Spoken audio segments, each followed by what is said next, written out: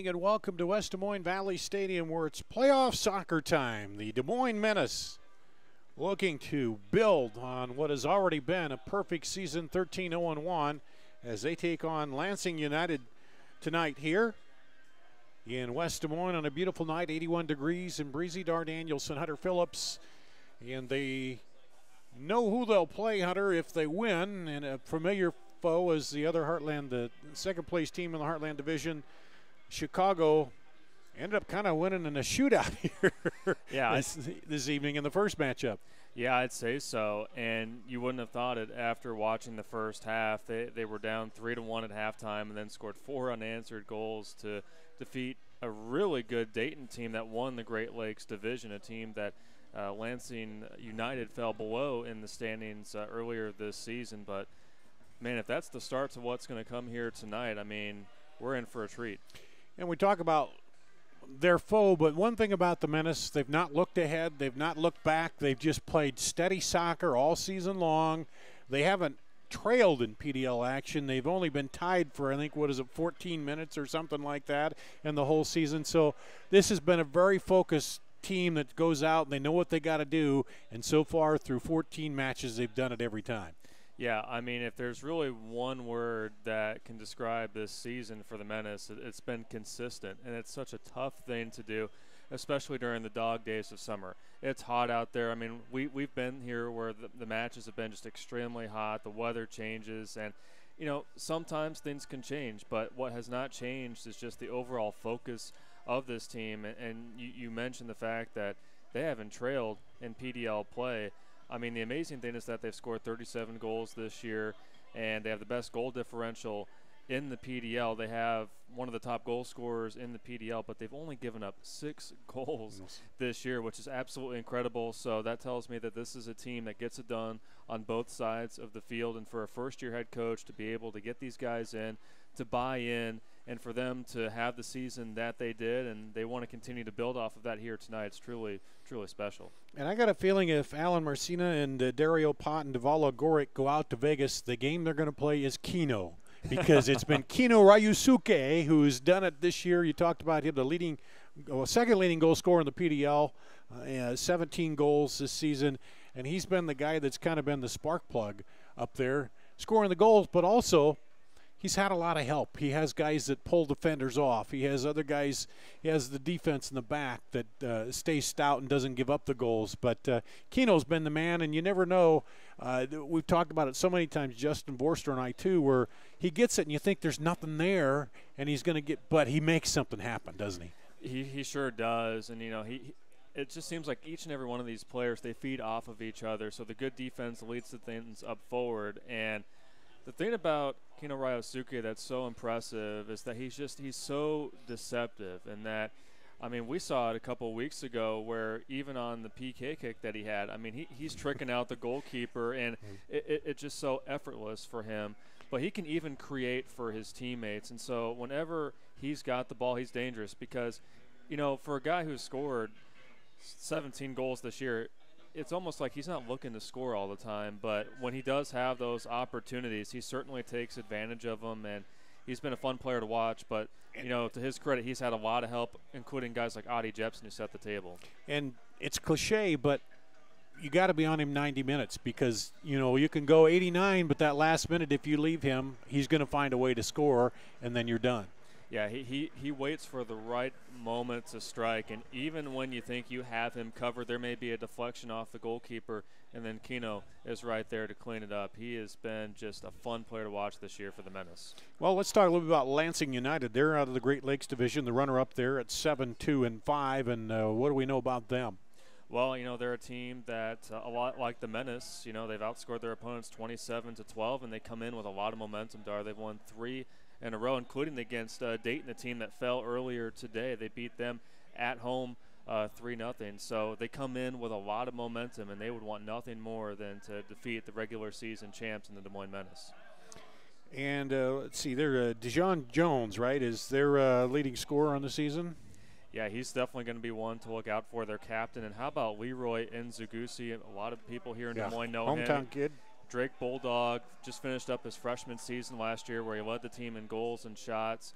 He is the one forward in this lineup for Lansing United, and he's going to be one to keep an eye on tonight.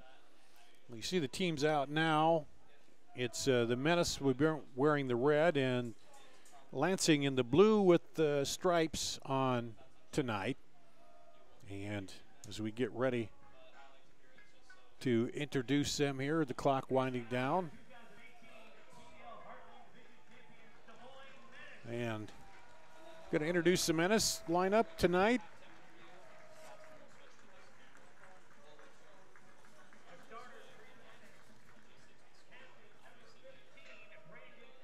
Brandon Fricky, the defensive captain, the man in the middle back there.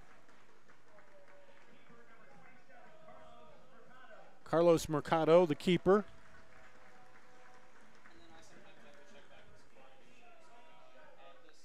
Mwang Sunday, also a Drake player. Johnny Fenwick. Anthony Manning, a defender.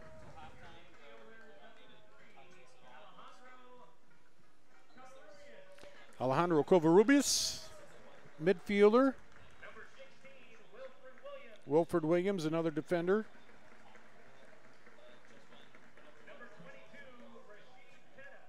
Rashid Teta.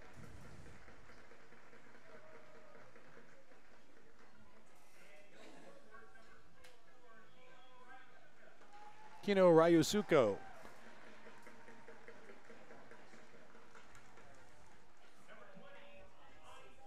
Audie Jepson, midfielder. Omar Mohammed. And Omar Mohammed, one of those guys we were talking about it. He kind of came on a little bit, I think it was against the Bug Eaters in an exhibition, and then his playing time has slowly been increasing here throughout the season. Yeah, and he's just continuing to get better with all the exposure that he gets out there playing with the first team. And I think it was the last game we called where they played Chicago, and he was electrifying in that match. And we'll talk a little bit more later about Carlos Mercado, and we talked about all the facets of this team, and the goalkeeping is another one where they've done really well this season. As we're about ready here for our national anthem. At this time, we all ask who are able to please rise and remove your headgear for the national anthem. The Iowa Military Veterans Jazz Band will perform Star Spangled Banner.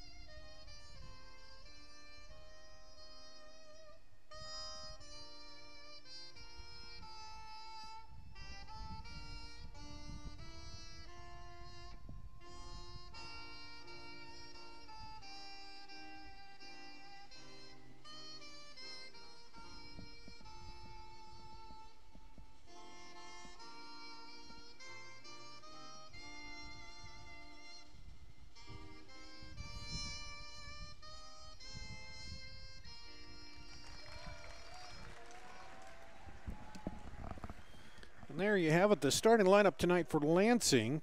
Anthony Mwembia will be the keeper. A defender, Bay Kurtz. Ebenezer Akon, a defender. Also Nick Strack, a defender. Dijon Jones, I can say that, at a forward spot. TJ Infadarati, Leroy and Zaguzzi. Now I've all messed up and I can't get back on track here. I should have had you do this. Braden McNett, Steve Puna, and Lewis Jones, the starters here tonight for Lansing United. And we appreciate those Lansing fans watching in tonight. And I'll try to do a better job on the names here tonight. You get tongue-tied and then you sometimes you just can't get out of it, you know. But anyway, exciting night here. Lots of fans in. We've even seen some, speaking of Lansing, there's some Lansing fans here tonight, Hunter. Yeah, had a nice little small contingent. One's got a loudspeaker over there, so they're going to try to make some noise for their team and know that Leroy Nzagusi, I think some of his family members are here. So a lot of support for them, but, man, you know, they wanted to paint the stands red. The Menace did. They did a great job promoting this playoff game, and I tell you what, you couldn't ask for a better night for this, and full support here for the Des Moines Menace. And for the Menace, they're 16-16 all-time in the PDL playoffs. They'd like to move that off the even number and move it to 17-16. And the way they've been playing this season, I think they got a good shot at it. Yeah, certainly so. And looking at the pregame notes, you know, this year they won the PDL regular season title, and the last time that they did that was 2014, and before that was 2002. And all of those years, including this year, happened to be World Cup summers. So just something about the World Cup happening and the Menace elevating their play.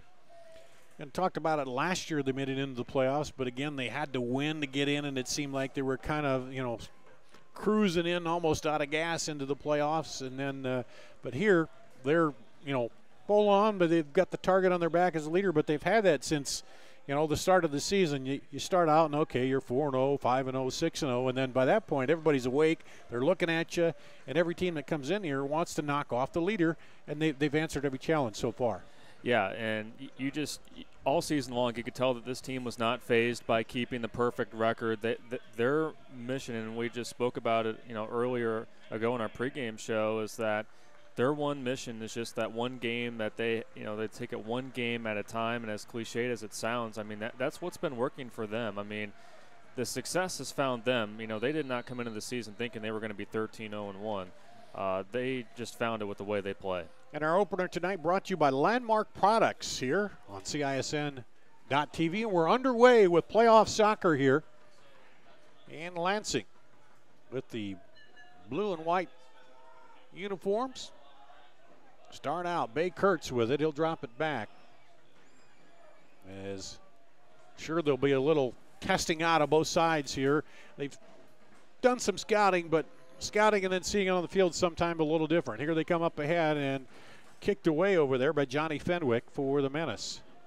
And something, Dar, that we're going to have to keep an eye on here tonight is the formation that Lansing United uses, and something that you just don't see very often. That is the 3-6-1 with Leroy Nzagusi being that one forward.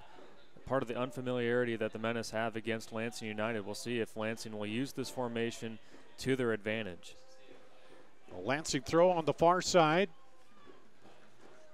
Talked about it, 81 degrees here at kickoff. You saw the flags over there, the Iowa flag and the American flag, whipping a little bit in the breeze. So good breeze coming out of the north, heading to the south goal. So it'll be at the Menace's back here as they get it back, and they'll send it out to Anthony Manning. Manning's got Rashid Teta up there on the right side. Over to the middle. DeJohn Jones drops it back. Carr out to the right side. They'll try to cross it in, and comes way out wide, but kept their kick saved by the keeper Mercado and then cleared out by the Menace. But right away, Lansing on the attack. Get it over to Brandon McNitt. He gets it back inside to Kyle Carr. Trying to dribble through the defense, DeJohn Jones.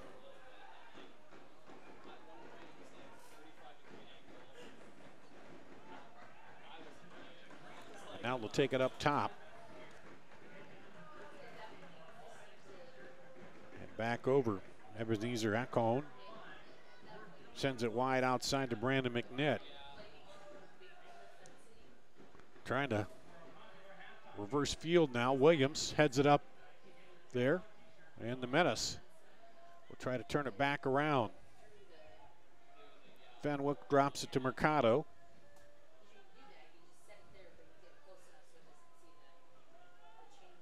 And here come the Menace again.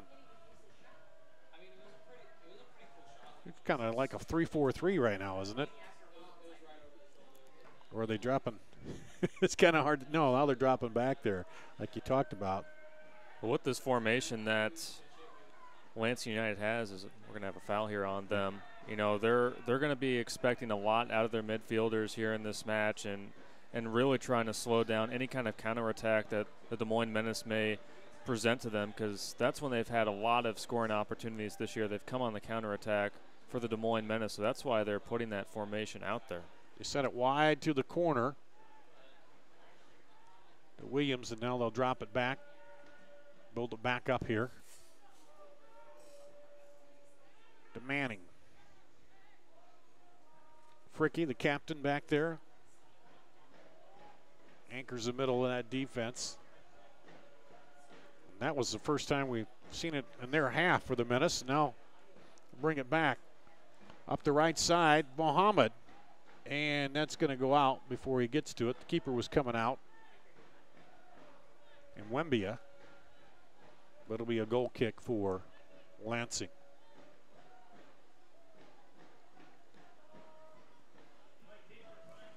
Mwembia having a pretty good season for Lansing United. Played in 9 games for them, and well, they had a .73 goals against average, 86% save percentage, made 37 saves, and just allowed 6 goals. So had a very good year and getting the nod here in the playoffs. There's Lansing. Audie Jepson up there pressuring a little bit up top. Now they send it back over. Teta into the middle. Patari.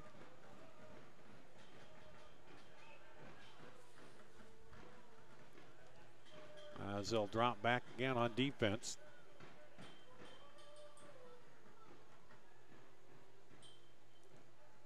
And again, having trouble breaking that back line of the Menace. We've seen this start to the games before here, where now the Menace, they'll slowly bring it up. They're kind of feeling out the opposition here to see what they're going to do. Into the middle. Oh, just past Ryusuke. I think a little more pace on that than what he expected. And up the right side. And to knock it away is Covarrubias.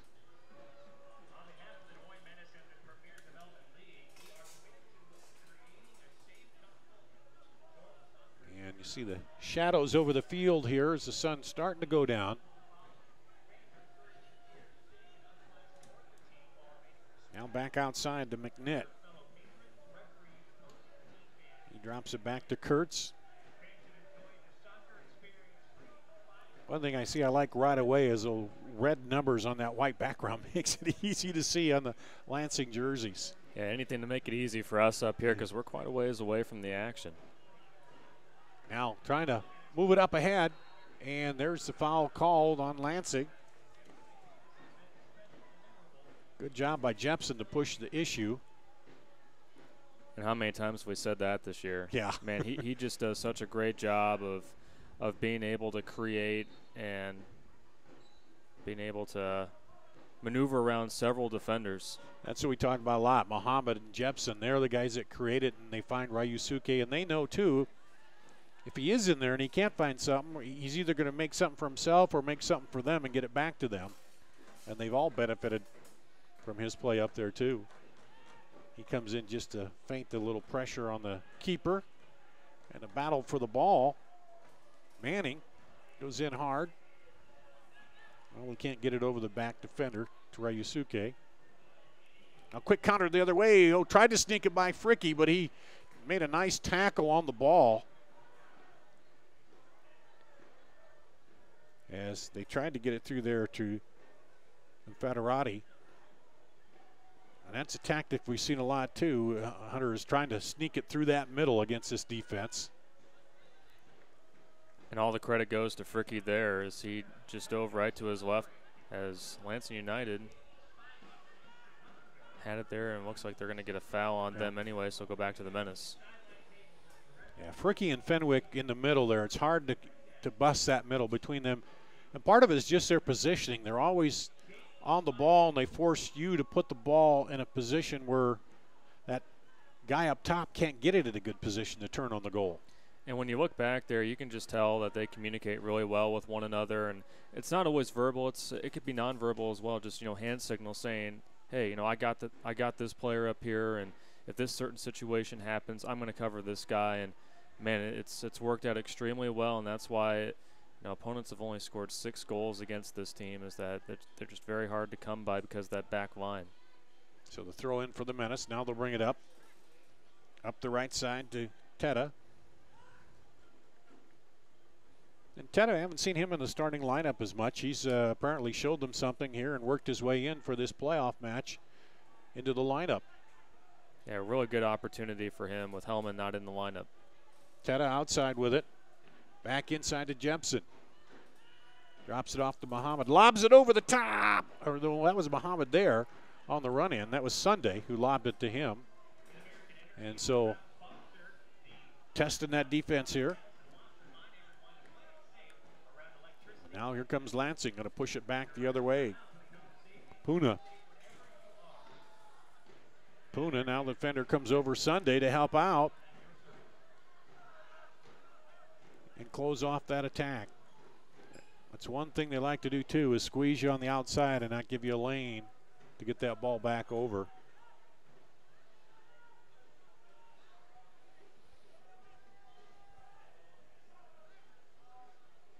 Back on the left side to McNitt. McNitt in the middle. And Guzzi, oh, nice save by Mercado. And Zaguzzi made a nice strike on that ball. Mercado had to dive for it. And Zaguzzi was able to get past Moying Sunday, former Drake Bulldog, but Mercado laying out for that one, and that is why he's going to have a bright future as a goalkeeper in professional soccer. He's only going to enter his freshman season at Incarnati Ward, and, man, he got some error on that one and denied Lansing United. And Zaguzzi had a good strike on it. Now here comes Williams back the other way.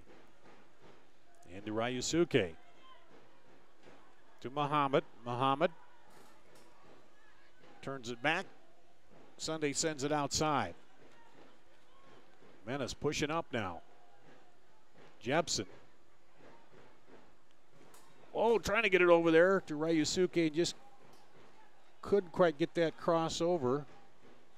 Boy, and that was a dangerous header, too, there by Lansing United. As, if that could have gone a different direction, that may have gone past their goalkeeper. But fortunate there for Lansing United. Now we're going to have the first set piece here. First corner of the night. And it'll be Covarrubias who will send it in. Here's the Menace. In the 12th minute now, looking to get on the board first. Here's the kick. And right into the keeper on that one. And Wembia handles it easy. You see the Menace having to play catch up here. Lansing counters quickly. Defense does get back. And here Mercado comes up and takes it. That's one of the things, too, I think the coaching on this team, they'll talk about that corner, what they saw, and the next time down you can be sure they're going to try something else if they get another chance at that set piece.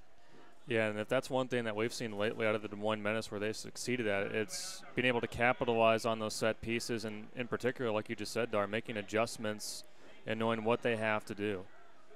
Sunday trying to tightrope it. He keeps it alive and then knocked off of Lansing by Teta.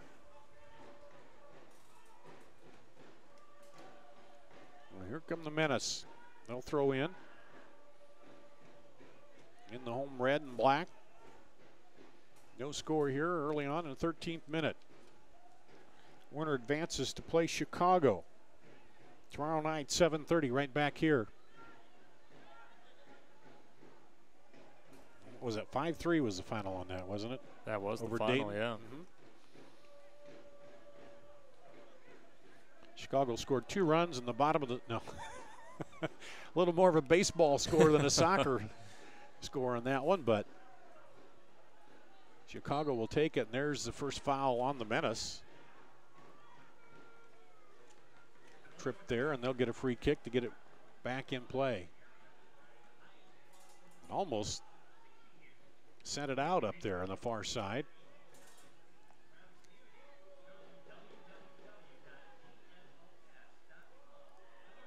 And a battle for it. And that'll go to Des Moines.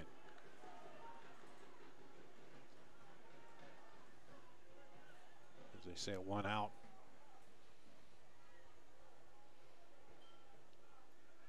The Menace again will build it up.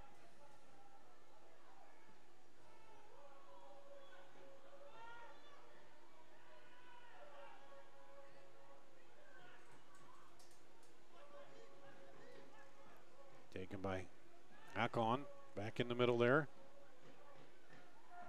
And Zaguzzi still battling for it. Boy, and he just ran over Wilfred Williams there. He was a little slow to get up, but able to get up on his own power. But Nzagousi just bulldozed him, and nothing called. Williams trying to kind of walk that off. And this is another thing we've seen out of the Menace. They can play a little slow, and they can speed it up when they have to, too. They can change tempos on you. Ryusuke, and he just gets pushed down from behind, and he calls for it. He heard the whistle. I think he wanted a card given on that, because it was kind of from behind and really no attempt at all for the ball. And that'll go back now to Lansing. You know, and through the first 14 minutes or so here of this first half, we've just really seen good soccer end to end. Both of these teams putting a little bit of pressure on each other's back lines, but it seems like here in the last 5 minutes it's been more in the hands of the Des Moines Menace. They played more on their side here, haven't they? Yeah. As they throw it in. Manning sends it up top to Fenwick. In there to Covarrubias. Up ahead. And flag is up, offside. First one of those on the Menace.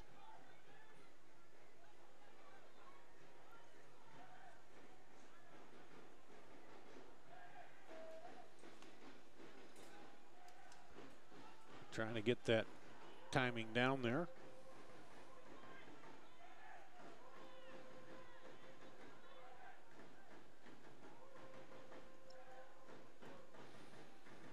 Lansing. Up the left side again, they'll drop it back. Been trying to work over that way. Puna.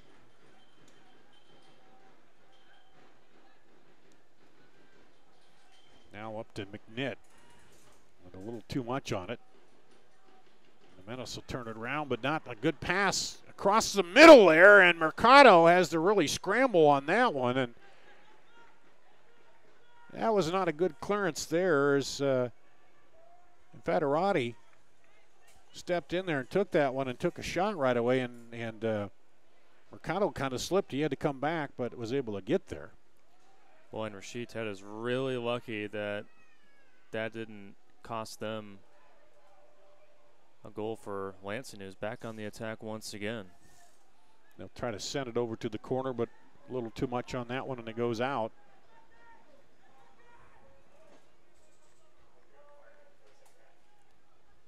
But again, going back to Teta, looking over, and he only played in 4 matches for the Menace. So, I mean, a little bit of inexperience there. So, I mean, if you're Alan Marcina looking at that, I mean, you know, certainly a guy who's been playing soccer for a long time just has to execute a little bit better there. But the inexperience could have potentially cost the Menace. Lansing now. Kyle Carr outside. Back into Nzagouzi. And over to McNitt.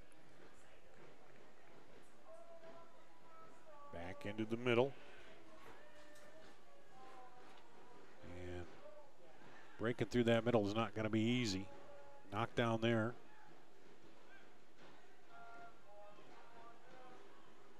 And now taken back and into the defense as DeJohn Jones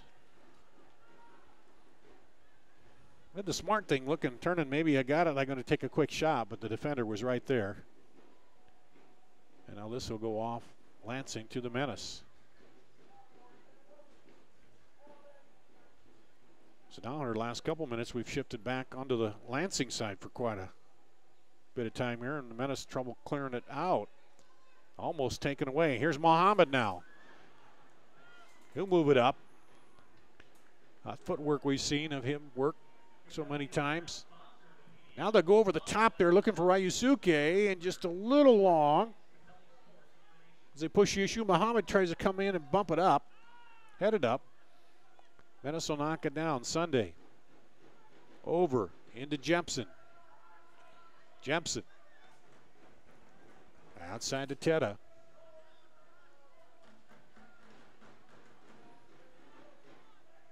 So just as I say, they've been playing in Lansing's half, they switch it back up here and back down on the Menace end.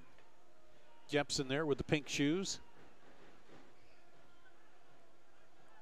And a little back and forth. Kind of working a little weave on the left side there. Just being very patient right now. Knocked out, that'll stay with the Menace.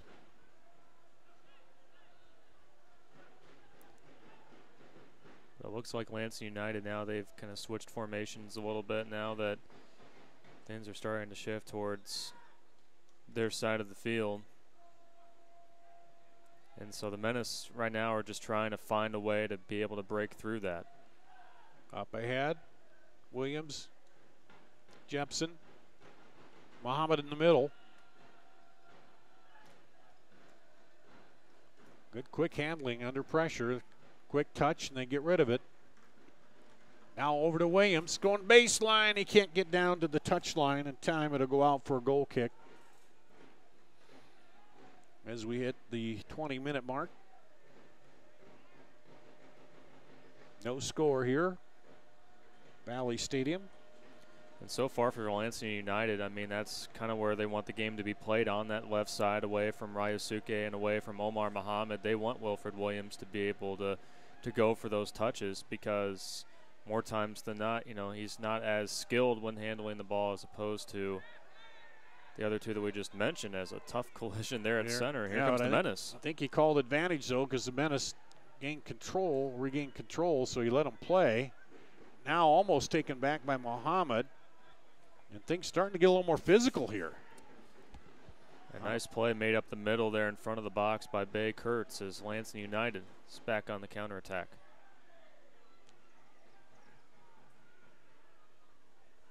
McNitt drops it back to Puna. And Carr will send it over to the right side. He's trying to move that defense around, look for the holes in the Menace defense. Kurtz lobs it outside to McNitt. McNitt in, almost sneaks it through there off the rebound, and the Menace will clear it out. And you see the Menace are really committing a lot towards the middle of the field there, and that's why you saw Lansing United just quickly try to go out to the outside to McNitt, and you know, they're able to get a pass back towards the inside, but the Menace were able to deflect it. Now here they come. Well, looked like they were going to try the quick counter the other way, but now they'll bring it up in the middle. Jepson moves over to this right side now as they bring it over here. Teta. There's Jepson. Seems to move over from the left position to the right. Takes it into the middle. Oh, almost snuck that through there to Ryusuke. But good job by the defender to step in and take that away. Yeah, a really good job by the Lansing United defender to be able to sniff that play out. I'm sure watching the film, he said, you know what, Jepson and Ryusuke have connected, you know, just a few times this season. So, you know, he looked out for that little give and go, and nice job by that back line for Lansing United as they've held their own here in the first half. So here they come over to the left side again. Now back inside, and nice tackle there by Adi. And up ahead, quick counter. Ryusuke, and he gets hit in the face. They play on. And Dar, you said just a couple minutes ago, but man, the physicality has really picked up here as we're at the 22-minute mark. Lansing.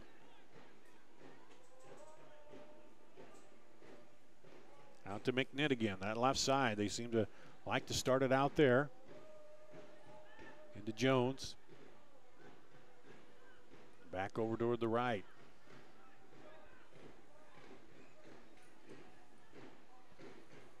Trying to move that around. You hear the Red Army beating the drums in the north end zone over there. Looks like they picked up a few recruits for the playoffs here. Sure does. A few new enlistees, doesn't it? I'll make a little more noise. Long, high, and out. Took a look at it, but a little too deep on that one. And it'll be a goal kick for the Menace.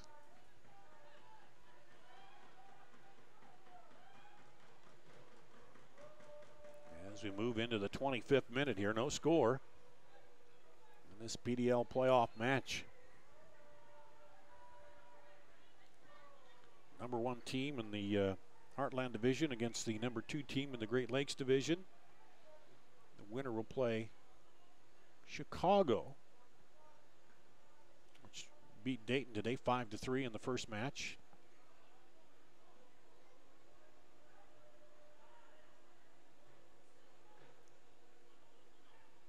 Ryusuke into Muhammad.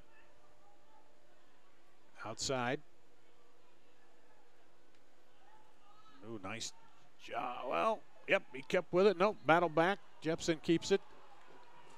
And then they call him for the foul. So, second foul in the Menace, fourth on Lansing.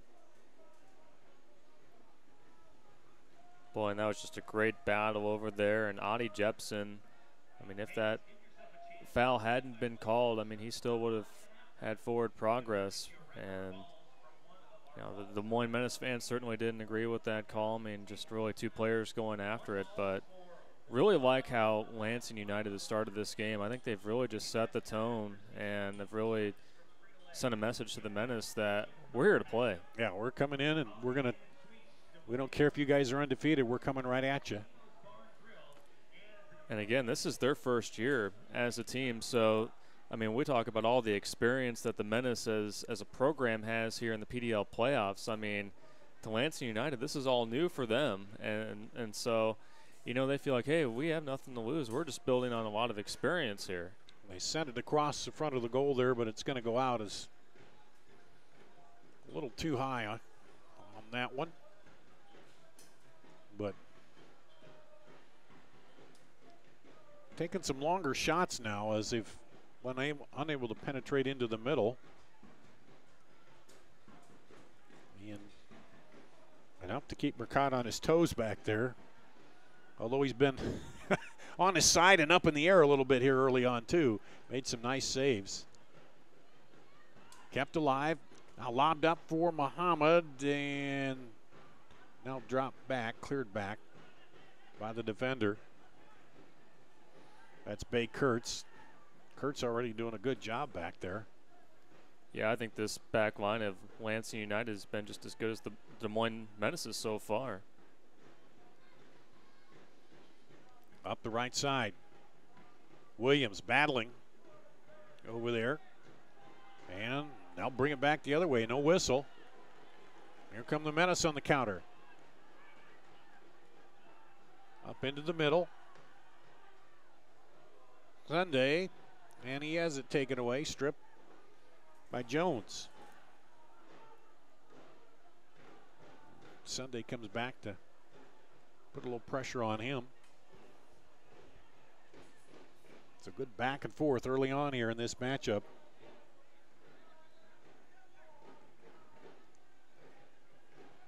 Kurtz outside to McNitt.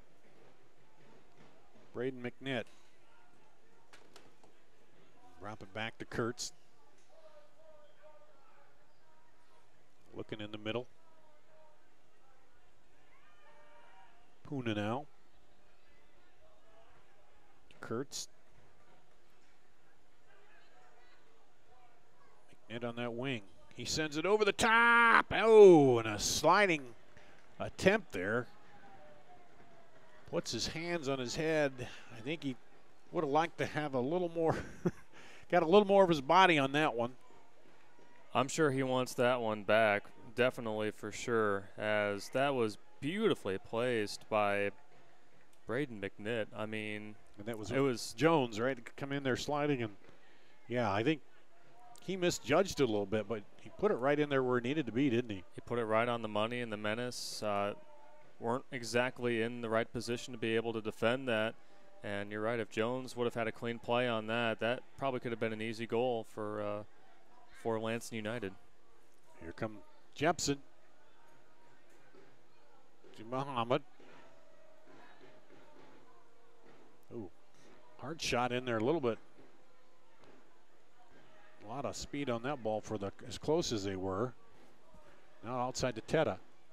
Crosses it over. Oh, and headed away as Ryusuke was right there waiting. But Nick Strack back there on defense to head it out. The right idea by Rashid Teta, looking for your top goal scorer, but it was well read by Lansing United. Sunday tries to knock that ball away, but it'll stay with Lansing on the far side. Lights on now here as the shadows continue to fall over the stadium. Just over a half hour in on the clock here.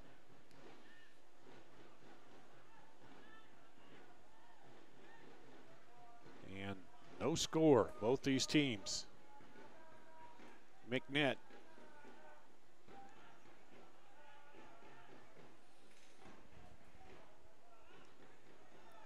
Battle for it over there. Muhammad falls down, but McNitt keeps it, and no whistle.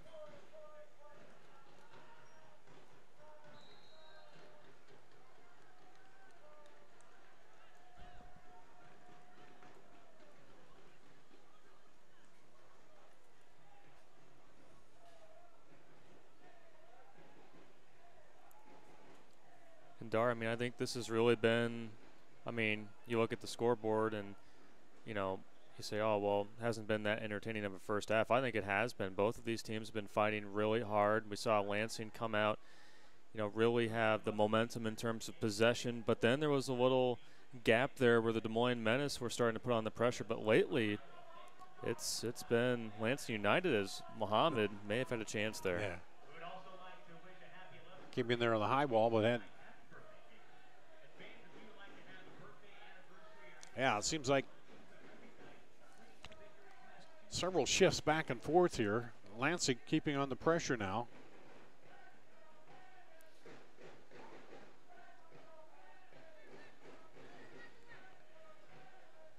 And they send it across.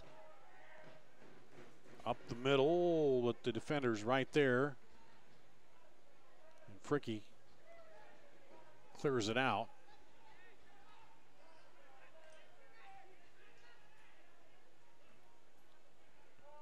Into the middle. And Zaguzzi gets it off. Now up ahead, but stepping in on defense. The Menace again.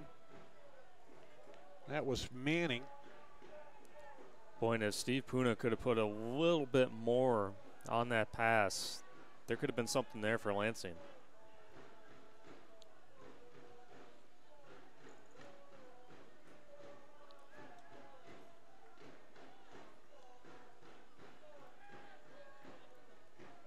Kurtz drops it over. Carr sends it wide. And taken away by the Menace. They're looking to counter quickly. Jepson. Well, we're going to go up that sideline, but not there as they move. Ryusuke outside. And there's a foul on the Menace. Looks like that's going to be on Covarrubias. And, you know, lately the officials have let a lot of stuff go, but that time just a little too egregious there from Covarrubias, who stomped on the Lansing player there to get after that one. And he knew right away. It was just more frustration out of him. Yeah, he didn't even question that at all. Jones. And that'll be a corner for Lansing, their first corner of the night. And they've just done a great job of mixing it up on both sides of the field. You know, for most of the night, I think we've seen them on the left side, but you know, even on the right, you know, on the far side, they've really started to put pressure in all areas on the Menace. And that time, DeJuan Jones on the attack to force that. This is swinging out, headed and right into Mercado. But again, almost perfectly executed, except for Mercado reading it and stepping right in there and taking the header of Akon. Well, and he was disappointed with himself, but sometimes you just got to tip your cap when the goalkeeper makes a save like that, and that's just really two tremendous heads-up saves there by Carlos Mercado. This one drops back. Oh, and Mohammed takes it away with that left foot, keeps it alive. Move it around, now drops it back to Covarrubias. Man, showing off his flexibility there. And now quickly on the counter the other way. Comes Puna. But taken by the Menace defense, Manning. And you see whenever Lansing's been matched up on Rashid Tedda, more times than not, Lansing's been able to win that battle.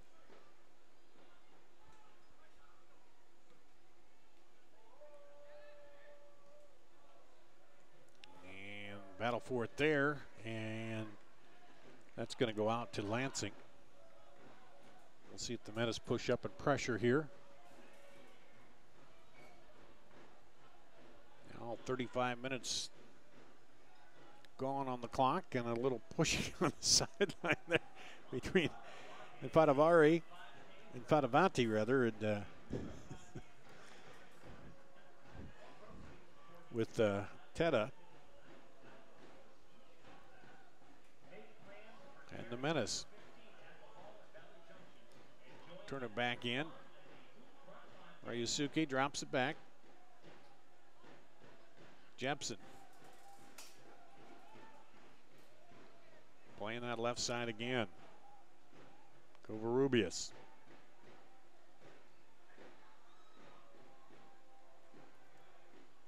And Lansing again just eliminating any kind of forward progress, any kind of passing lanes the Menace try to throw at them, but they're trying to break it apart here. Muhammad, it's a Sunday and back. Oh, going in, nice job to get that ball away, and then a little push from behind that. Ryusuke tried to give him a little shove in the back, but the official right there and saw it, and that evens up the fouls 4-4. Boy, and just great effort there out of Steve Puna, who's down on the ground still after that. But, man, I mean, there was just no giving up there. He was going to get possession of that ball, and Ryusuke just did a little too much there. Holding that left hamstring a little bit, looks like. As his teammates help him up.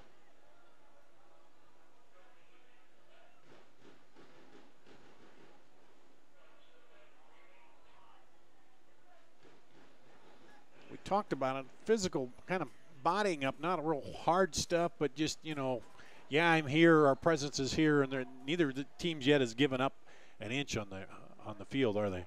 No, and that's why I mean, that's a perfect reason why our score is 0-0, is because neither one of these teams have really given each other a clear lane to work with. Both of these back lines have been very solid and very compact, but I'd say Lansing has just had a few more opportunities than the Menace here in this first half.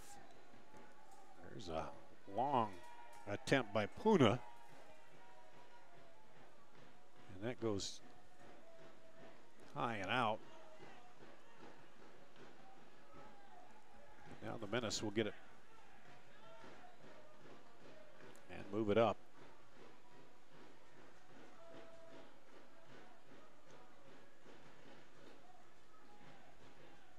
But again, you know, this is what you want to see for playoff soccer. Two teams that are fighting for it. As Foul there. the Menace are able to draw a foul. And that's going to be on Nzagusi of Lansing, and he's going to show some good sportsmanship here, looks like.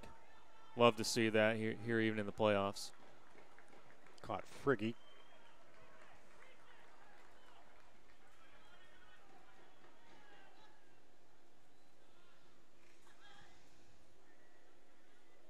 Fricky still moving a little gingerly there.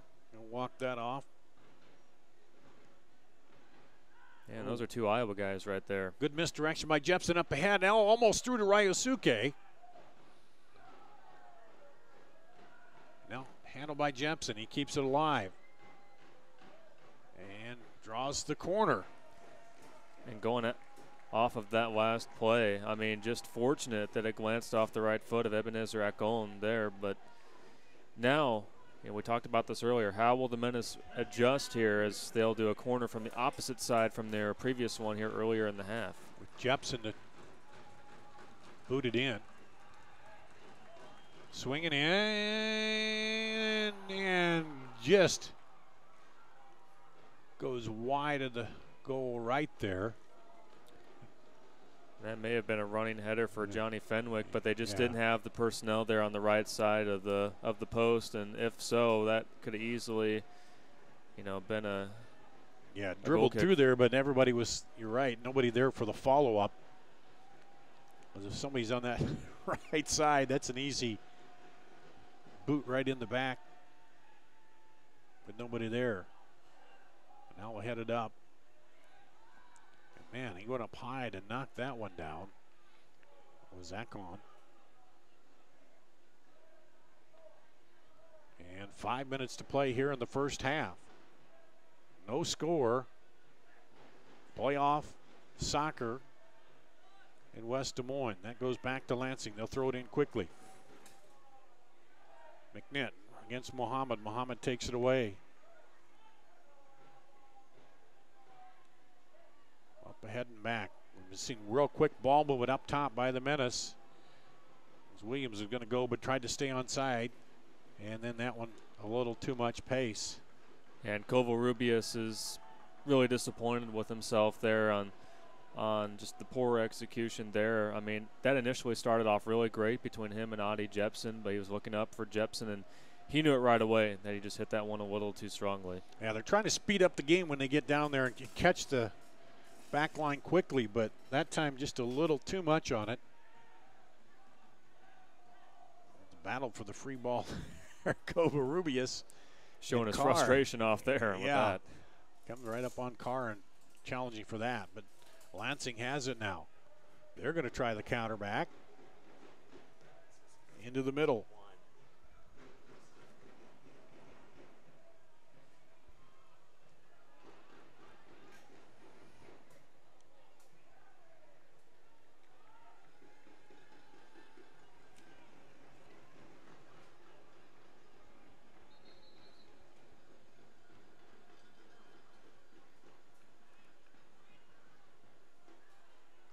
Be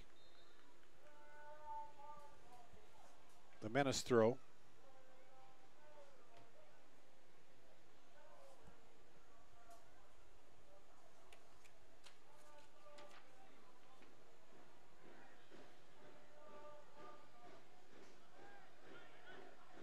Three minutes to go. Go ahead. Not exactly what they wanted to do on that throw, and as it immediately went to Lansing United. Up over the top, Fricky in there to head it out. Oh, inside the defense, but getting back was Fricky. You looked for a moment like they had an opening, but a quick recovery by the Menace. And Dara, we talked about these two earlier, but that was all Johnny Fenwick and Brandon Fricky right there responsible for denying another really good chance for Lansing United.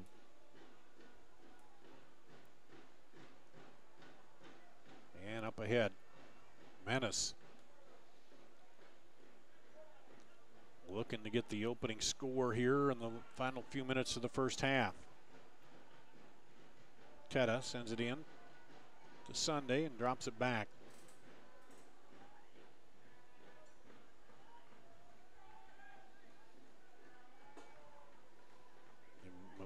Working it till they see that seam, and sometimes they shoot it up ahead. Here we go. Muhammad will turn it.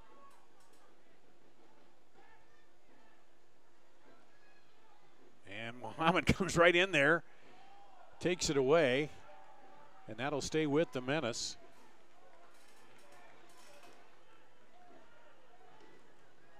Just really been impressed by the persistence of Omar Muhammad, even when things haven't really panned out. When on the counterattack, I mean, he is out there just working his tail off. And, you know, if they can just continue to get that same effort out of Omar Muhammad, because he only has one speed, and that just, you know, go, go, go. He's a high-energy player. And, you know, especially as we get to the later stages of this match, I mean, the Menace are going to need that kind of energy out of Omar Muhammad. Well, and the defense sometimes almost gets caught up watching him and trying to figure out where he's going, and then before you know it, he slips it in there to Ryusuke or over to Jepson. Final minute here of regulation first half. Might have a little extra time. I don't think a lot. Menace move it up. Muhammad. A little miscommunication there. I think he thought Jepson was going to break and run on, but he did not. And it comes back to Mwembia.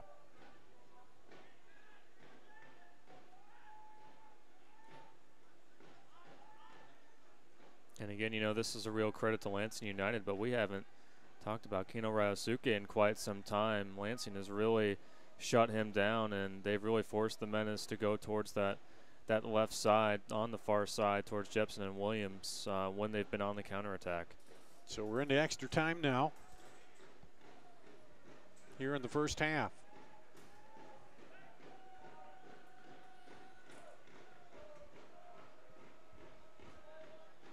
Badarati, now they lob it up over.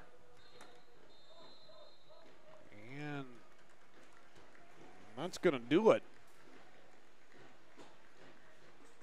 for the first half. So no score here at the half. We'll take a break. We'll come back. We'll talk a little bit about this first half after this on CISN.TV. Equinox LT's 20% off or 0% for 72 months, plus up to $2,000 off. Chevy Truck Month in Waukee. Schottenkirk Chevrolet Waukee Chevy. Find new roads. WaukeeChevy.com. Schottenkirk Chevy's Truck Month. Save big in Waukee. Summer is always a happy time of year, and at Come and Go, we want to make you even happier. That's why we have great deals all summer long, like our made fresh pizzas that are buy one and get one free every Friday. And you can sip happy with any size drink for just $1 every day. Or get 10 cents off fuel when you buy any 3 sodas. So come on in and find your happy this summer. Come and Go, where and means more happy. Welcome to Fairway, where we're not a mega food, fashion, fitness, you name it center. For 80 years, we've been your neighborhood meat and grocery store, focused on cutting you the highest quality meats for your backyard barbecue, providing the freshest ingredients for your summer salad, and making sure your shopping trip is as easy and sweet as Grandma's blueberry pie. So while others try to put it all under one roof, at Fairway, we put our all into meat. Miss your hometown clothing store? The one that had it all? Everything to get the work done, all in one place? G&L Clothing is your hometown Iowa store. Stop in and see us, or we're only a click or phone call away. Family owned for nearly a century. G&L Clothing, 1801 Ingersoll, Des Moines. G&L Clothing, your size, your style, we've got it all.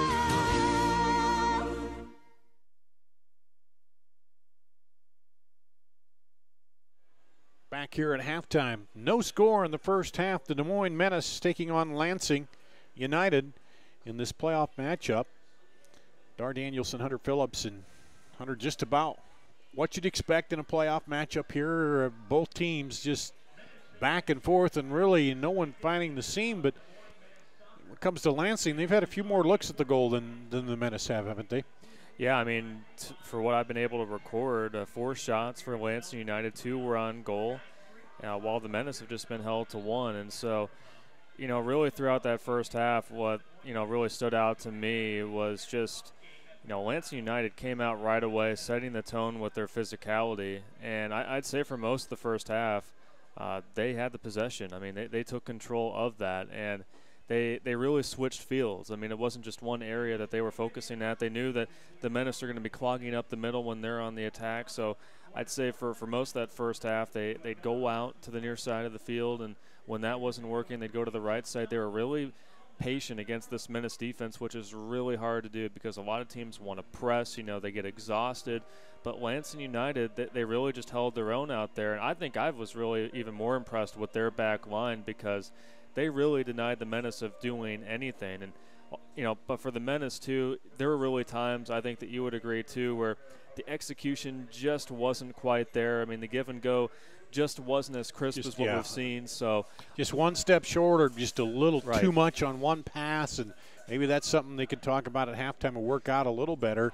As it seemed like a couple times they got it up and tried to play quick, but then that last pass was just off and not there. Yeah, and you can tell that there was frustration there because what has really been, you know, routine plays for this Menace team, they just haven't been able to connect on that. And, you know, we did see some frustration, the penalties out of the Menace there.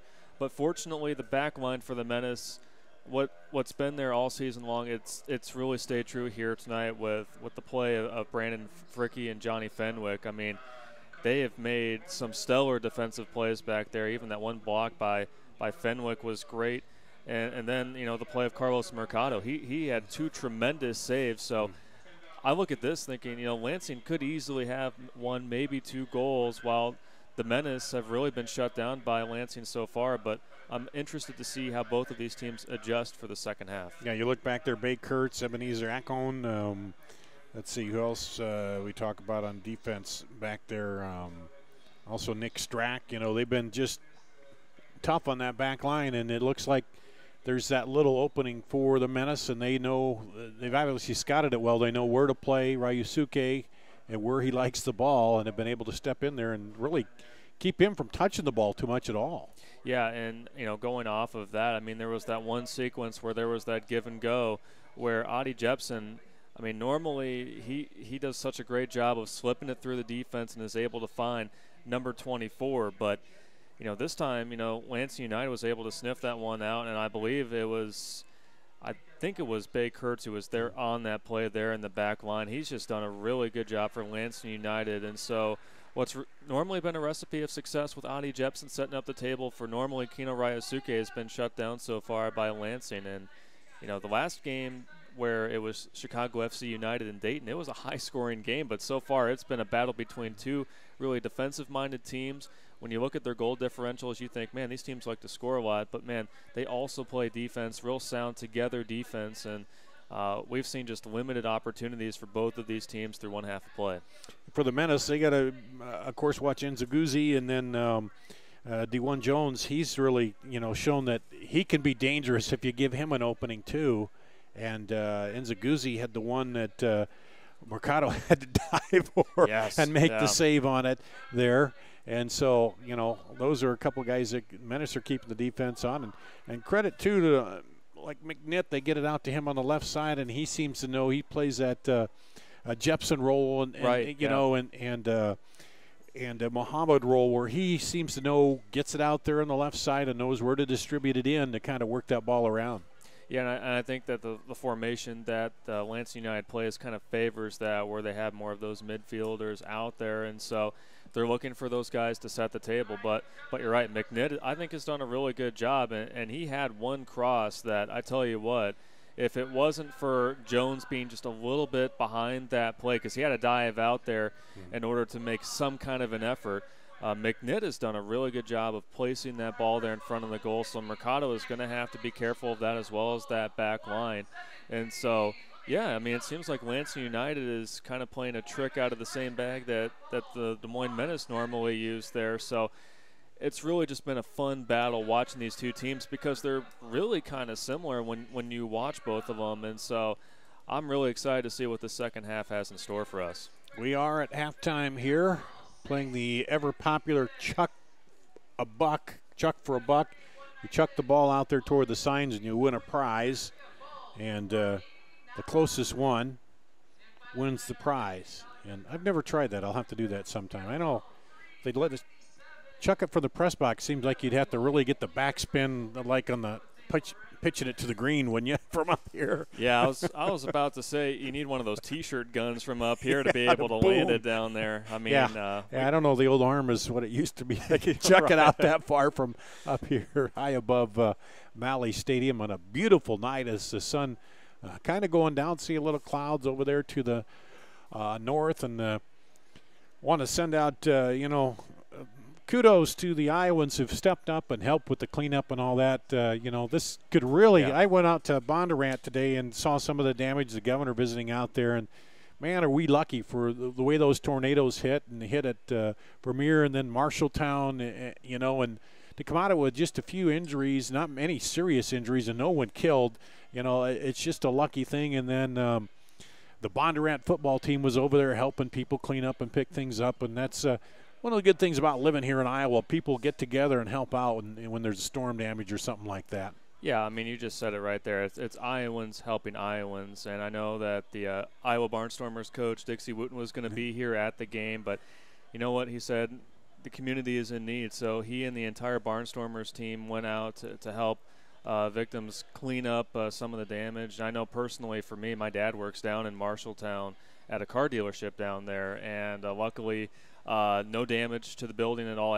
Everybody was okay, but he just said that, there's just so much going through your mind when you see that, and this tornado that was in Marshalltown was very, very wide. Yeah, it was huge. You could see, and you see the video of it knocking the top off the Marshall County Courthouse down there. Yes. And I have a buddy in broadcasting. I called him, and he said he lives on the south side, so it was more came in on the north east there, I guess it was. And but anyway, we say out to everybody, we're thinking of you here tonight, and again, appreciate all those volunteers who have stepped up. And that coming off just a few weeks ago when we had the flash flooding right here, and getting home from this game a few weeks ago was, and then the horrible tragedy of Larry Kotler getting lost in the floodwaters and dying there. So July has not been a kind month here weather-wise, but fortunately people are resilient.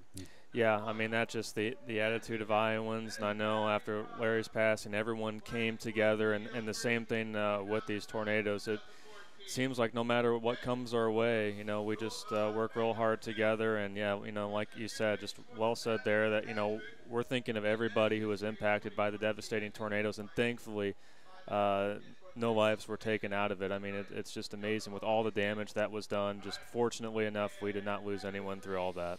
And the good thing is you have fun things to think about, like PDL soccer, and right now at half we're tied. No score here in the first half. We're going to take a break. We'll do that. We'll come back and get ready for the start of the second half. And something's got to give one way or the other here between these two teams, Lansing and Des Moines. We'll take a break and be back with more after this on CISN.TV. Here's to everyone who believes in competition and good sportsmanship, who knows it's not about the trophies or the medals, but rather the lessons learned. For those who understand, it's not whether you win or lose, just that you give your best. So go ahead, lace them up, take the field, have fun, and play. For the experience, for the memories, for the love of the game. Shields. Hi, Ron here, head coach of Westside Auto Pros. When your car's on the injured reserve, you want to get it back in the game as soon as possible. I know that. That's why you need to bring it here to Westside Auto Pros. I have a team of experts that can fix almost every automotive injury. Whether it's a fractured joint, a brake, or if your car just got its bell rung, no problem. We can even do a complete physical on your car to make sure it's game ready for the entire season. So bring your car to Westside Auto Pros and we'll get it back in the starting lineup in no time. Hey, you guys are dogging it back here. Let's move it, move it, move it. Building a strong community doesn't happen overnight. It takes a vision for the future, the ability to turn a challenge into a success. and individuals who inspire new generations of growth. Greater Des Moines has done a lot of growing over the years, and so have we. At Brick Gentry Law, your success is something that we create together. Thank you for making us a part of your community. You want to get stronger, faster, healthier. You want more. You want to be part of something bigger than yourself. A place for people of all ages, all walks of life, that provides opportunities for all to succeed. We do that. We're the why. Build more than muscle. Build a stronger community. It takes more than a great price and great selection to continue to grow every year. We believe the reason is our core values. Hard work, we work hard for you. Integrity, it's not optional, it's required. We build trusting relationships and don't run when the problems arise. We're always improving the customer experience. It's been the Schottenkirk way for over 50 years. Schottenkirk Chevrolet, Waukee, and the all-new Schott is Iowa. And here, we don't just dream of a better tomorrow, of a smarter way to do business or live, of perseverance and progress. We inspire it in others. We challenge the conventional, reimagine what it means to be better, and then dare ourselves to make it great. This is Iowa, and here, we don't just dream, we make history.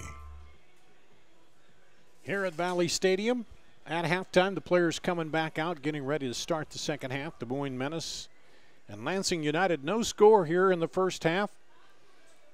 Though not for lack of effort or poor play, it's just been a back and forth one. Dar Danielson here along with Hunter Phillips, and the winner will move on to meet Chicago FC United tomorrow night at 7:30. And the way it looks like right now, the one that wins and moves on is going to have earned it here tonight, Hunter. Yeah, I'd say so. I mean, if you're just joining us, it's really just been the defensive play that has really stood out on both sides. As both teams have had very few chances. I believe just 5 shots between both of these teams here in the first half. And so, as fatigue maybe possibly sets in for either one of these teams, which team is going to break first? And so, if you're looking at the Des Moines Menace, we've seen them string goals together. It just seems like once they get that first goal, once they get over the hump, then, it's tough for teams to be able to come back because, again, as we talked about, the Menace have not trailed in PDL play this season. And so it's going to be interesting to see what adjustments both teams made and, which team is going to come out victorious in this one. Yeah, they seem to be once, they're pushing that boulder up, and then once they push it over the edge, then it seems like everything breaks loose, and they've been able to score in bunches when they do. But obviously here against Lansing United, that's been difficult to do here tonight. We'll see what happens. And they have not played from behind either, so that's going to be a thing to see if Lansing does get on the board, how would they react to that? So I think that's probably part of the strategy maybe for Lansing here to come out early and try to get one on the board. Oh, and especially playing here on the road.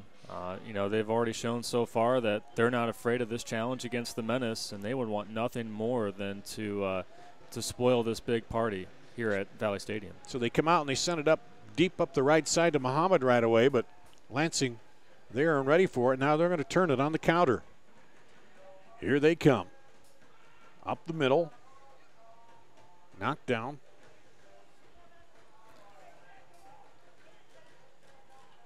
And DeJuan Jones shoots it across and goes wide. And that'll be a goal kick right to the defense. So coming out right away, taking a shot at it. I think what we saw there, and we saw a couple different times in the first half, is just the speed of those midfielders. I mean, it's really impressive, and they're keeping this back line of the Menace on their toes because they have to quickly regather themselves because of the speed that Lansing has up front. Well, now they're a little pressure up there too as the Menace bring it up.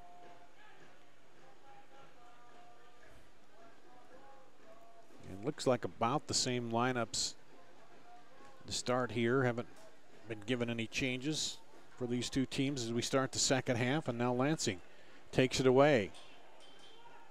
Puna into the middle, drops it back.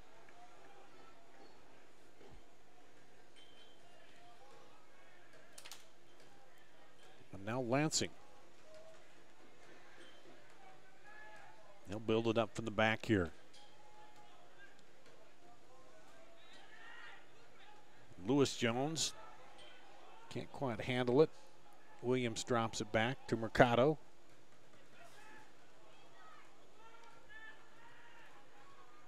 Boy, both these teams they'll be patient to work it up, and they see the opening, they'll try to shoot it through. If it's not there, they'll slow it down again. I think both of these teams realize how hard it's going to be to score against one another. So really it's about being patient, finding that right time to attack, and see the Menace be able to break up that one on the far side. Knocked it down. And now we'll move it back to Mercado.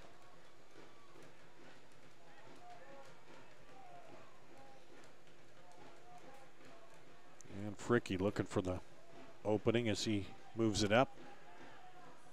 Over Ryusuke out there. So they've been playing him more out on the wing. Now he moves into the middle. But they'll do that at times too. If they can't get him open there in the middle, they'll move him out on the wing. Back the other way. Jones up the side. Taking it against Williams. Back and forth, and now knocked away as he gets triple teamed there. Jempson can't keep it alive. And Lansing. And that one will go wide and out as Kyle Carr decides to give it a shot there. A good job by Anthony Manning there on the back line of the Menace, being able to seal up Ifadarodi there from having any kind of chance of taking it off of that hit from Carr. So here's the goal kick. Menace in red, Lansing in the white and blue. And again, up the sideline, looking for Muhammad over there. He battles for it, breaks it free. Muhammad now trying to cut through the defense. He's got Ryusuke in there, and there's a foul right outside the box. Lansing does not like it, but the flag went up over there by the AR. And that's on Aikon, and man, he just ran after the middle official there. Not pleased with that call, but I think it was the right one by the official. And that's right outside the box for the Menace on the right side, so sets them up good here early on in the second half. A set piece here. Covarrubias and Jempson over there talking about it, trying to decide who's going to take it, where they're going to put it. Boy, and you like Covarrubias in this situation. But Jepson's going to step up. Not a bad second option either. No. Jepson tries to power it through, and it's just cleared out. So I don't know if they thought they could sneak it through the defense there, but straight on the ground with no loft. Don't know if he just mishit it or what, but now they switch fields over to Williams. Wilford Williams. And that's been a good matchup between those two. As Jones came up. And Lansing pressuring a little bit there. Fenwick. Now we'll send it up. Looking for Jepson. Seems like the Menace taking a few more long shots here, Hunter. Yeah, it seems like they're definitely changing their strategy. Or long passes, I should say, try to pass it up over the top a little more.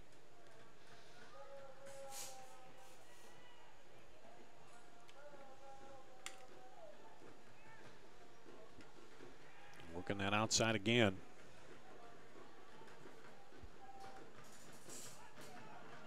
Tried to switch it over to Williams, but didn't get there.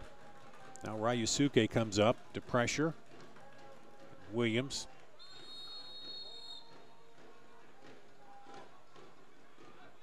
And they're going to call the Williams, I believe, on the foul there.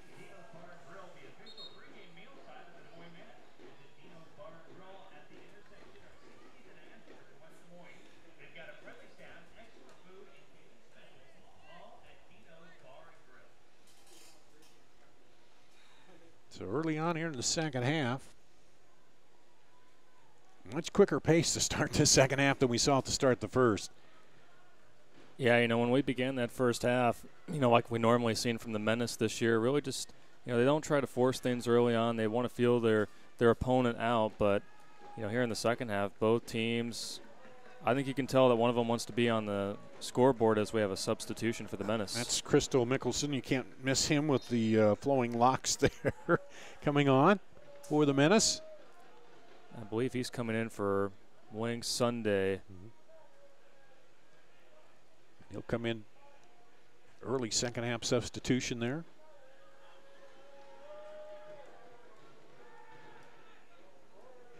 Into Covarrubias. Back outside. Muhammad trying to sneak through there. And it'll be a Menace throw.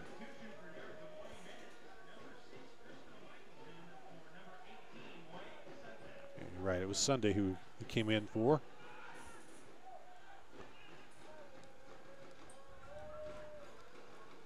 You know, this is a big moment for Cristo here. Is, you know, he shined, you know, late in the season, but for him to come on this early in the second half, he has a chance to really impress head coach Alan Marcina with his play.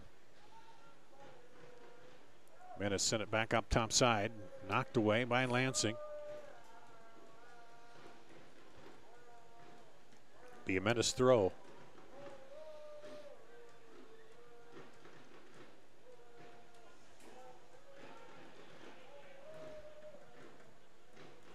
Menace bring it up. Covarrubias. And looking, I think, for Ryusuke in there, but too much on it. Mickelson fighting for it. And a little too much action there. And a foul on the Menace, Covarrubias. Looks like that's Kyle Carr that's down for Lansing United. And it looks like he's going to get up on his own power.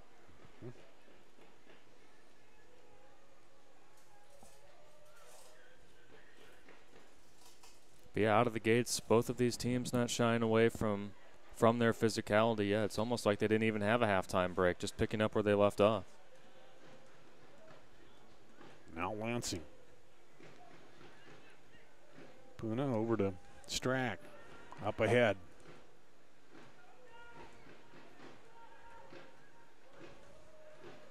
They're both trying to shoot that pass up over the top, see if they can crack something through there. Get the defense to misread things on the changeover. So far, both defenses have handled it well. And now the Menace will come back.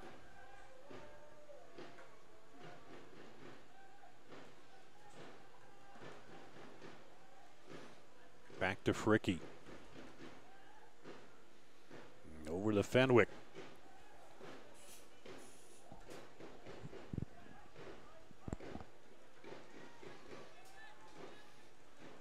Now we've gone in that patient slow mode here.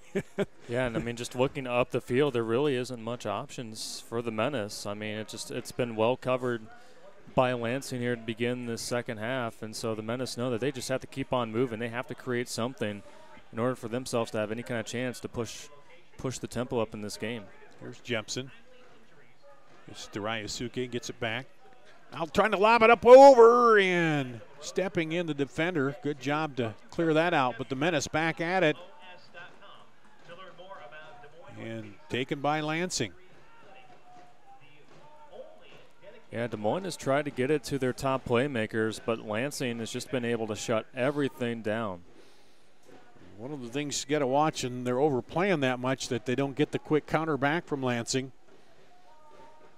The Menace defenders drop back. Here's Lansing into their half now. Mickelson comes up trying to jar it loose. Ryusuke pressuring and battling, but Lansing keeps control. Outside to Jones, Lewis Jones. in the middle. Looking outside, they go out there to Infantari.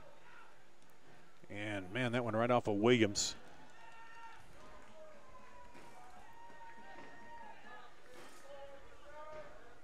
Well, and you see it right there. Wilfred Williams is a guy that'll do anything for his team, and really just deflecting that shot right there, because that was coming in red hot by Lansing. Just a good job by Williams. There's a foul on Lansing, the first one of them in the second half. That's the thing about Christo. He gives you a little muscle in there. Seems like a good size, and, you know, you're going to have to push a little to get away from him. And that's just a great luxury to have. I mean, coming off your bench, just having a guy who, you know, again, if you're Lansing, you're thinking, man, a lot of the tough guys are in that starting lineup, but not really. I mean, the good depth. Very good depth, and we've talked about that in other broadcasts too, that's been one of the big strengths for the Menace this year, is that they have a very deep bench, as Lansing is trying to push it up, but just a little too strong there. Too much pace on that one as they try to break quick the other way. I mean, it's just almost, this game has just been like a game of chess, and you're waiting for one of these teams to make just that wrong move, just that split second where something goes the other team's direction, and is able to get it in. But both of these teams have, I think, executed their game plans perfectly, and you know, it's made for just, you know, kind of an edge of your seat type of game. I mean, we're just waiting for something to happen. We know it's going to happen at some point, but it's really just been a great game of chess between two really good teams. Yeah, and you can hear the fans. They're just kind of sitting there quiet because they don't know. It's like they're holding their breath because they want to cheer, but they don't know if they're going to be able to. As Lansing now back on the other way, and then knocked away by Fricky defensively. Yep. And that was Nzagusi right there pushing it forward, but the Menace took care of him. Now back, Muhammad. Oh, and he sneaks it through there to Mickelson. Across. Covarrubias. Christo now. Oh, nice move by Christo to turn it through there, but he can't get the shot. Boy, and that would have been nice if maybe Ryusuke or Jepson were up there just a little bit further, yeah, but run onto it because, yeah, he kind of turned that nice footwork to turn that ball inside, but then nobody up there to run onto it.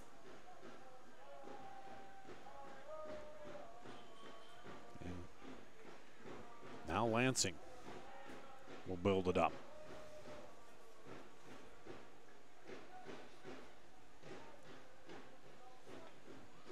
They look to go outside now. Well, they said it went out over there. As the flag come up for the AR, so it'll be a throw for the Menace. Into the 61st minute now, no score. And I think really another impressive stat here when talking about just how well Lansing has played here defensively. The Des Moines Menace have outshot their opponents this year 159-60. The Menace have only been able to muster 2 shots here this evening, while Lansing United has 7. So, I mean, just a big disparity there, just something that we haven't seen really all that often this year, if at all. But so far tonight, Lansing United has really held in there against the regular season champs in the PDL, the Menace. Here's Jepson. Jepson looking to Williams. Outside. Oh, tried to sneak it back into Jepson. Jepson didn't run in there to it. And pressure. Lansing handles a good job there to get it out of the pressure. And Nzagusi drops it over. Jones sends it outside wide. Lansing looking to get numbers up there. And knocked down by Mercado. I think there was going to be a foul if that shot hadn't been taken. He was waiting for the, he called advantage, but just about to bring that whistle up to blow it, but then they took the shot. and called that off. Otherwise, it was going to be a set piece right up there high. But, you know, you got that shot. That's why they let him play on the advantage to see. And he had a good look at it. But Mercado right there. And again, the play of Mercado has just been excellent here tonight. And one player could easily say, well, you know, I thought that was going to be a penalty right there, and just sort of gave up on the play. But Mercado did not. Cristo knocks it down. And then we've got a player down here for Lansing.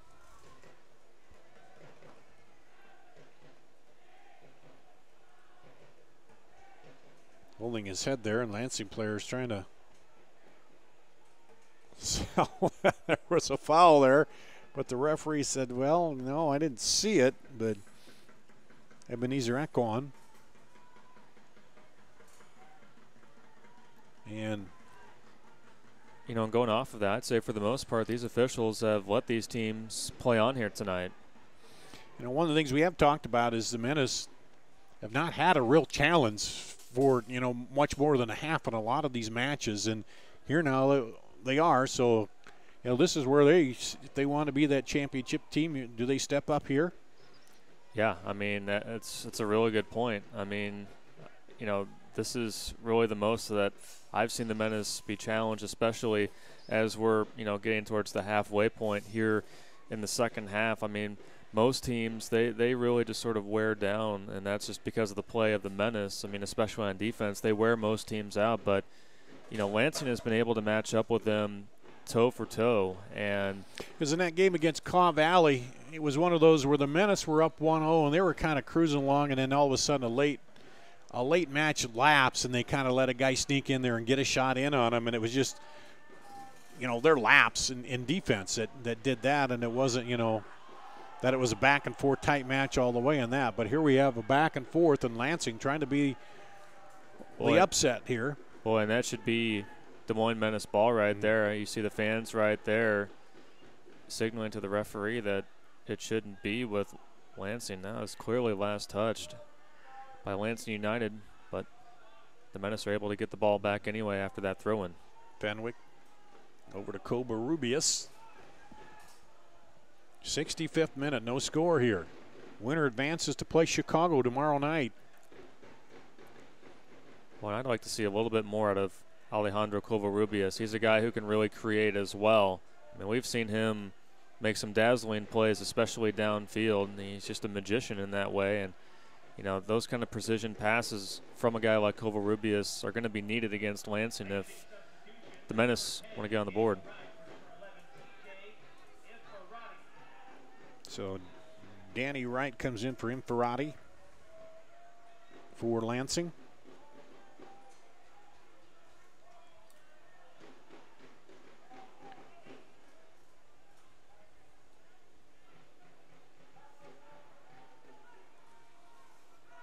As here's Lansing with it. Lewis Jones.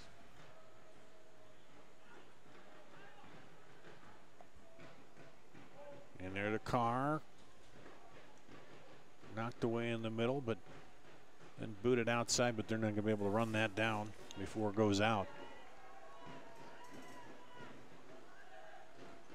So the first substitution of the night for Lansing.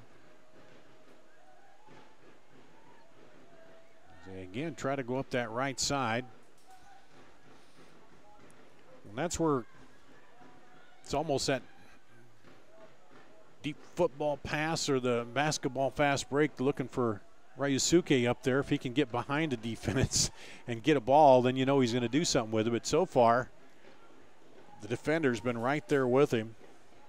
And that's going off of the speed that we were mentioning earlier here in the second half that Lansing has. It looks like another one of their players is down over there on the far side.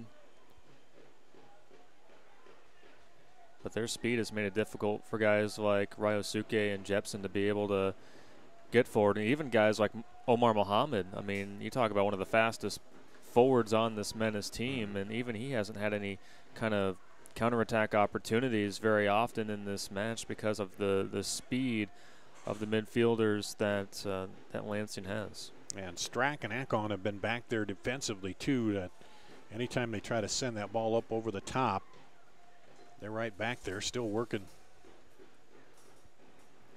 The Lansing player, as he tries to stretch out.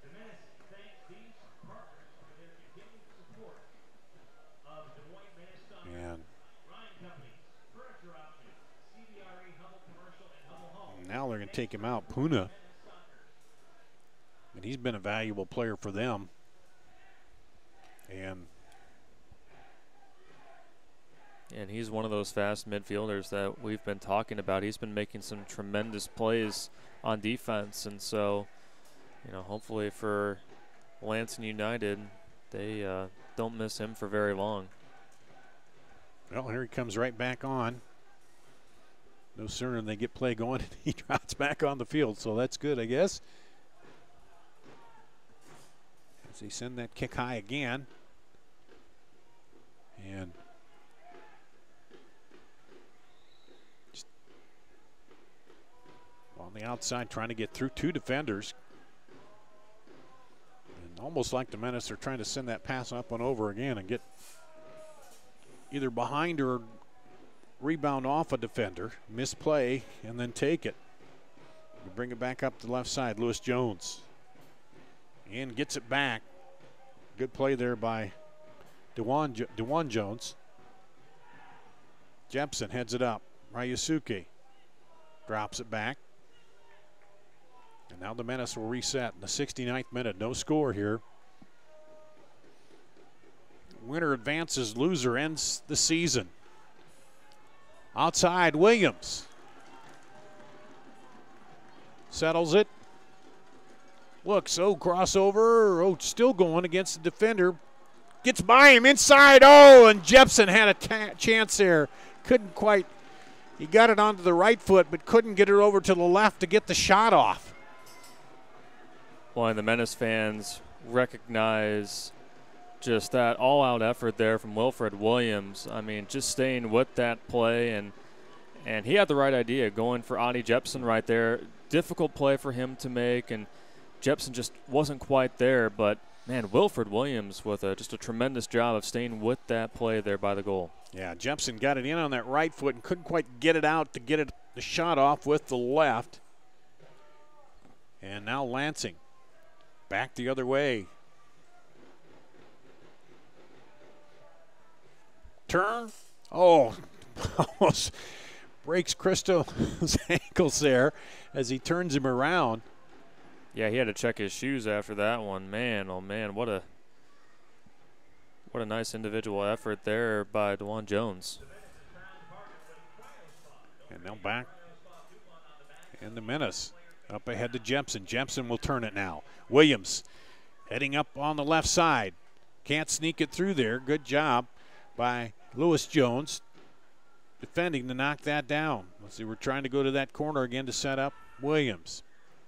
Knocked down by the Menace. Fenwick going to get it back from Williams as they kind of slow it, now reverse it. Quick one-time over to Muhammad. And that'll go out to Lansing. And we're going to see another sub by the Menace.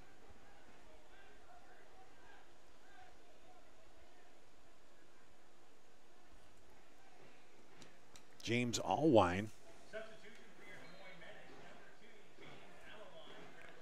James Allwine will come in.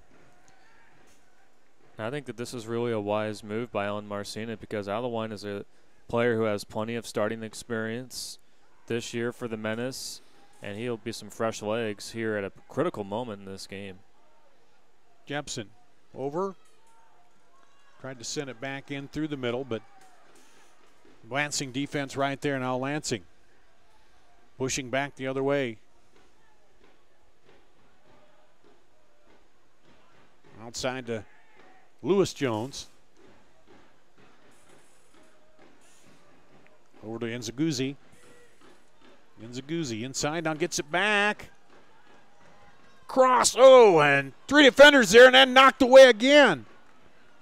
Still rattle around in front of the goal, and finally out is the Menace. Unable to clear that out of there, and a dangerous situation as Lansing just about got on the board. And that was Leroy Nzagusi with a little bit of a hesitation move, and he was able to get by Wilfred Williams. But again, DeJuan Jones set that up, though, going Yes. down toward the touchline and then sending it back in, set it up perfectly there. those two have set up each other a lot this season.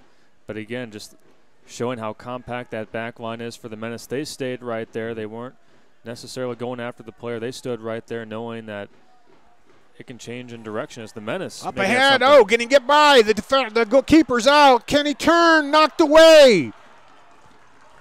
And saved by the defense.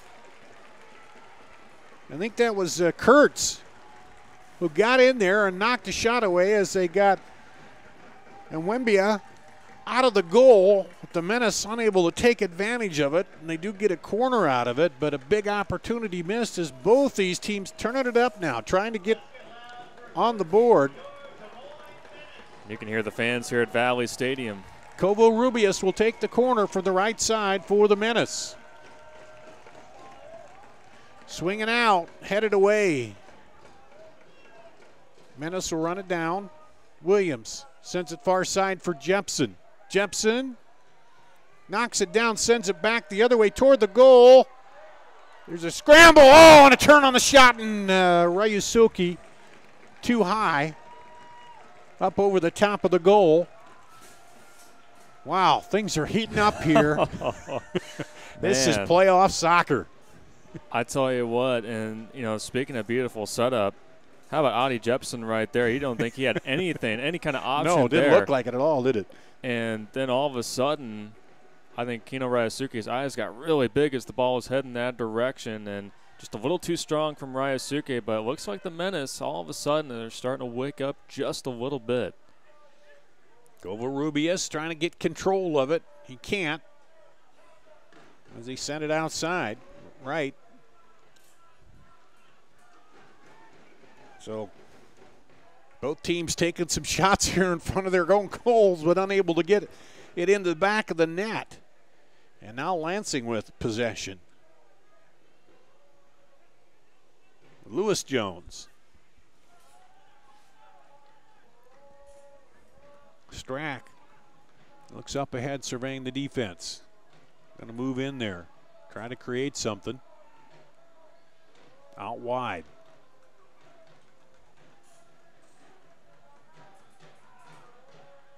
Up top. Now back over to the left side. And I was say I thought that looked close to a handball, and they do say it is, I believe. Yeah, the coaching staff for Lansing United not really pleased with that. Just kind of saw the wing come out there. And he kept playing and almost got away with it, but the center referee said, nope, that is handball, and the Menace put it back in play. And any little mistake or advantage right now could be big in the 75th minute here.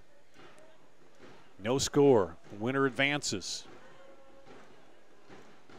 Both teams have thrown some blows at each other, but unable to get it into the back of the net. That one knocked away.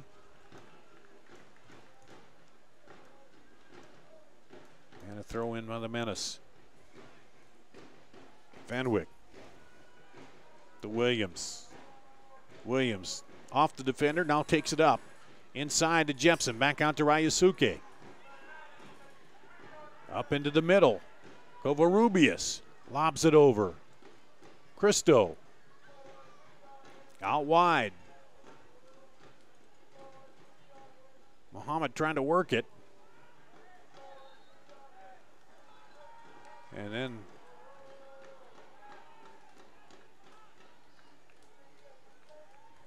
what do they call a push there? Must be, yeah. Yeah, must have been. Yeah, because they're giving them the kick over there. So the foul on the Menace, 4-1 fouls here in the second half. Menace did come out, seem a little more physical here to start this second half. Trying to push the issue early, get on the board, but Lansing has answered. And here's a deep boot. We'll stay with Lansing.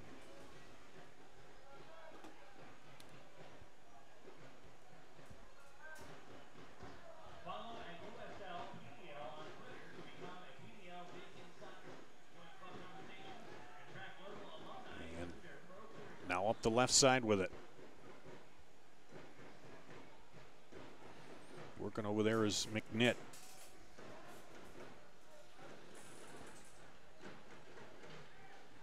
They'll keep it in. Now trying to set it over on the far side. Nice delivery in there, but taken away by McWilliams. Into Jepson. On the counter, McWilliams keeps it alive up to Ryusuke. Ryusuke. And he slips back as he tried to go back. Was looking back for a foul, but nothing called there. And now Lansing trying to counter, slips back, and there's the foul there on the Menace. And, of course, the Menace fans are not going to like that because they didn't get the call down there on their star, Ryusuke, but they get the call going back the other way. And, again, I think that's the right call. I know Menace fans aren't going to like it, but that was just more of a slip up there by Ryusuke. Yeah, momentum thing is he tried to slam on the brakes and then tried to sell the foul, but center referee wasn't buying that one, and now it'll come back out for a free kick. And again, that was DeJuan Jones, and man, he has shown off his athleticism here in the second half. It's like he's kicked it into another gear. Well, these are the times you want your star to step it up. Ryusuke's done a few things on the Menace end there. They've tried to open things up, but so far we're scoreless here.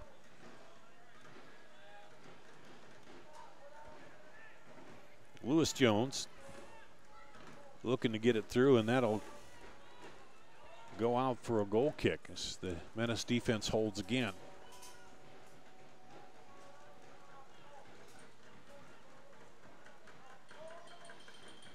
Mercado. He's had to make some big plays back there in goal to help him out tonight. And has come through. Williams had to have that. Lansing will get control as the Menace look to pressure back on the ball, but Lansing gets it over.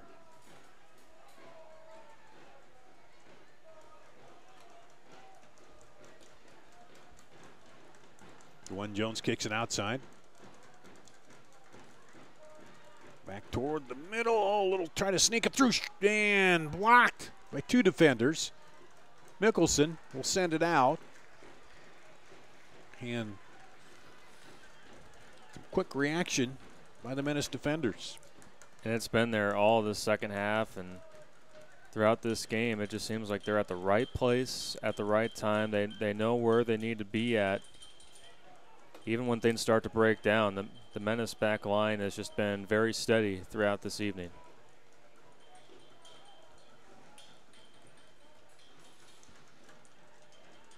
They liked starting on that left side.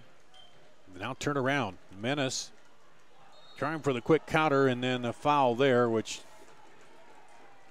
probably a technical just to kind of slow it down, because it looked like the Menace were heading back the other way as we are into the final 10 minutes of regulation here. No score. And that one does not make it through on the outside.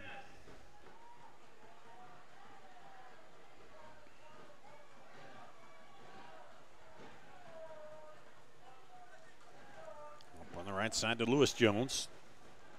Back in there to Puna.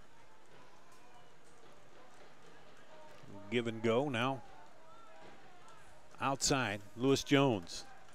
Can he deliver it through? Nope, he sends it off the Menace player, Williams, for a corner. I tell you what, Dar, if there's really one player that you look at here in the second half that's made a real big impact, it's number 16, Wilfred Williams. I mean, he has just been dynamite there, especially on defense, as he has just really held his own there and has really made it difficult for Lansing to do anything on this right side. First corner here of the second half for Lansing. Kyle Carr will put the foot to it from the right side, and now center comes in and says, hey, let's take it easy and not start something before he even gets the kickoff here. But Tension ramping up here, Connor. I would say or so. Hunter, sorry, not Connor. You're Hunter. It's all good. I'm getting so excited I don't even know who's I'm working with here. How about Carlos Mercado again? Stopping that one.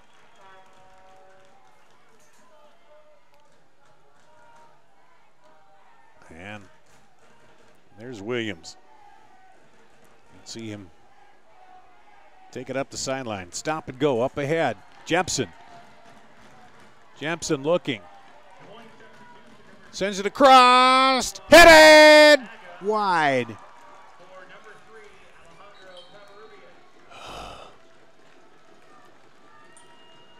Got it over there. Good delivery, but just sent wide by Elwine. And it looks like Alejandro Covarrubias is going to exit for the Menace.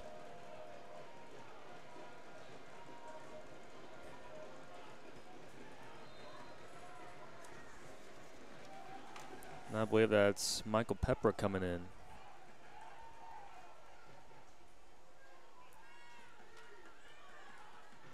Now that's Paga, isn't it? Yes, that's right. Manuel Paga coming in. Paga with the ball right there. Ooh, almost snuck it in there to Ryusuke, and he goes down. Paga still down.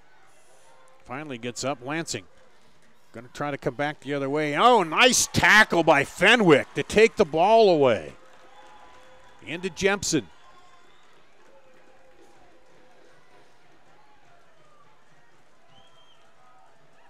Jepson looking to deliver.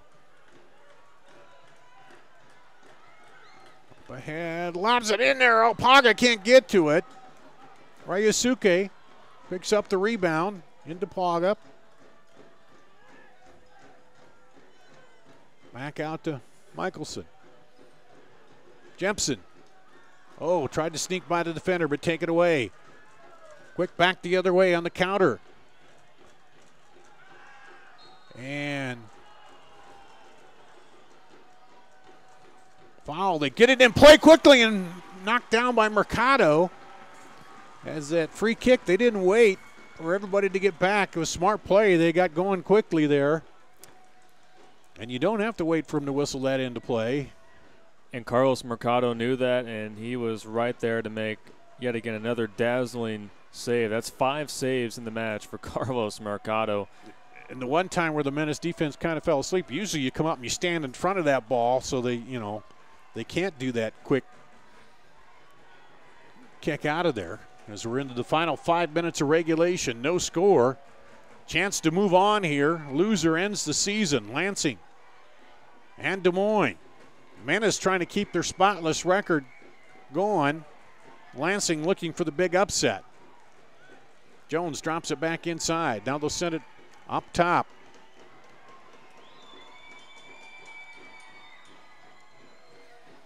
Lansing. Slow it down just a bit. Take it outside again.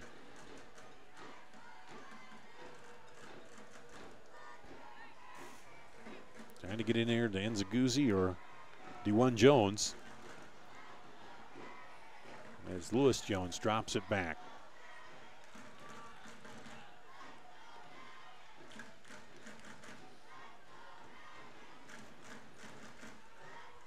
Four minutes to play. Long ball comes over. Runs it down on the touchline, but taken away by the Menace. Can they clear it is the issue. They go long. Mickelson comes in, tries to get it back. Now over. DeJuan Jones drops it off. Gets it back. And battle for it in there. Anthony Manning came up. And then a foul called.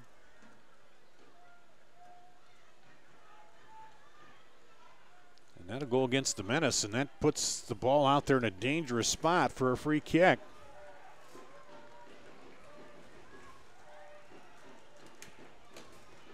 For Lansing.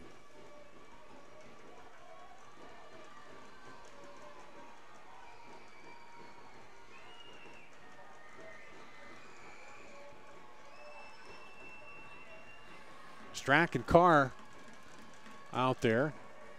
Looks like Strack will take the kick. Mercado poised in goal. Here it comes. Mercado right to him.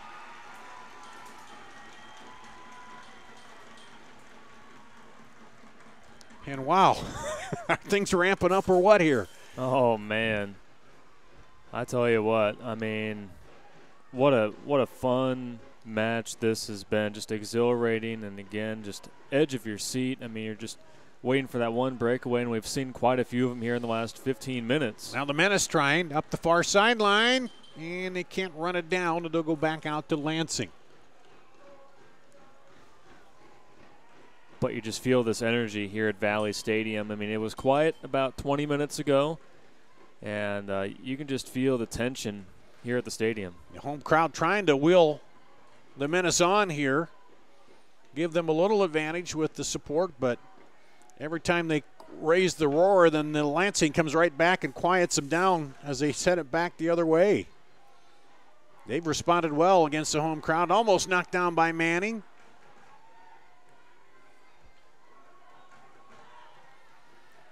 And credit them, they're cool under pressure here, and you don't want to get another foul out there. Again, the Menace, give them that in a good position. Paga gets it clear of the defense. Oh, I thought that pass didn't have enough pace, but it got there. Now into Muhammad. Muhammad keeps it alive. Jepson. And then a foul called. So the Menace will get a free kick. As we come on a minute to play here in regulation. Now there will be some extra time. Could be 2 to 3 minutes or more with the injuries we've had. But right now the Menace would like to deliver this into the goal. In the final seconds of regulation, Audie Jepson will set it up here. No score. Big play. Up over the top. Looking for Ryusuke. Up in the middle. Bounds around. Knocked out. Tried to get another shot on it. Mickelson trying to run it down. And he keeps it. It'll be throw. Pago. We're going to turn against the defense. Double teamed. Taken away. And coming up will be a Lansing throw. And then a little extra shove there. Boy, and Wilfred Williams as well as Fenwick are yeah. right there, not agreeing with that. But well, Fenwick kind of stuck the leg out a little bit to delay him. A little bit. Let the defense get back. And then, of course, you deny that you did anything when the referee. What, me? No. As we're into extra time here. And we'll see what they say as far as that goes. No score.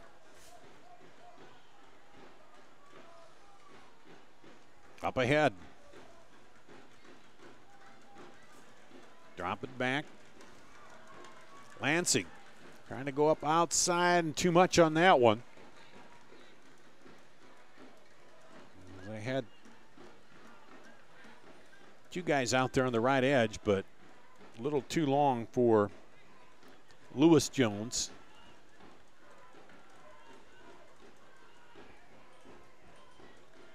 And D1 Jones out there. Mercado booms the goal kick up, and there's a push from behind, a foul by Puna. As he got too aggressive on that. Now the official blows the whistle, wants to set it back farther on the kick. And Jepson kicks it into play. On the Menace. Not said yet. Any indication of how much extra time we're going to play here? I believe we've had at least 2 minutes A couple already. minutes at least. I'm thinking they might have go 4. But they have not said anything.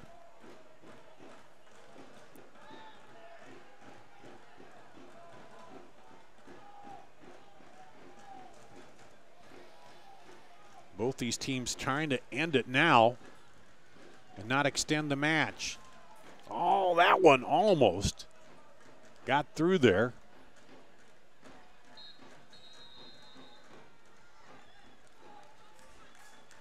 And that'll be the end of regulation. No score here as we're battling for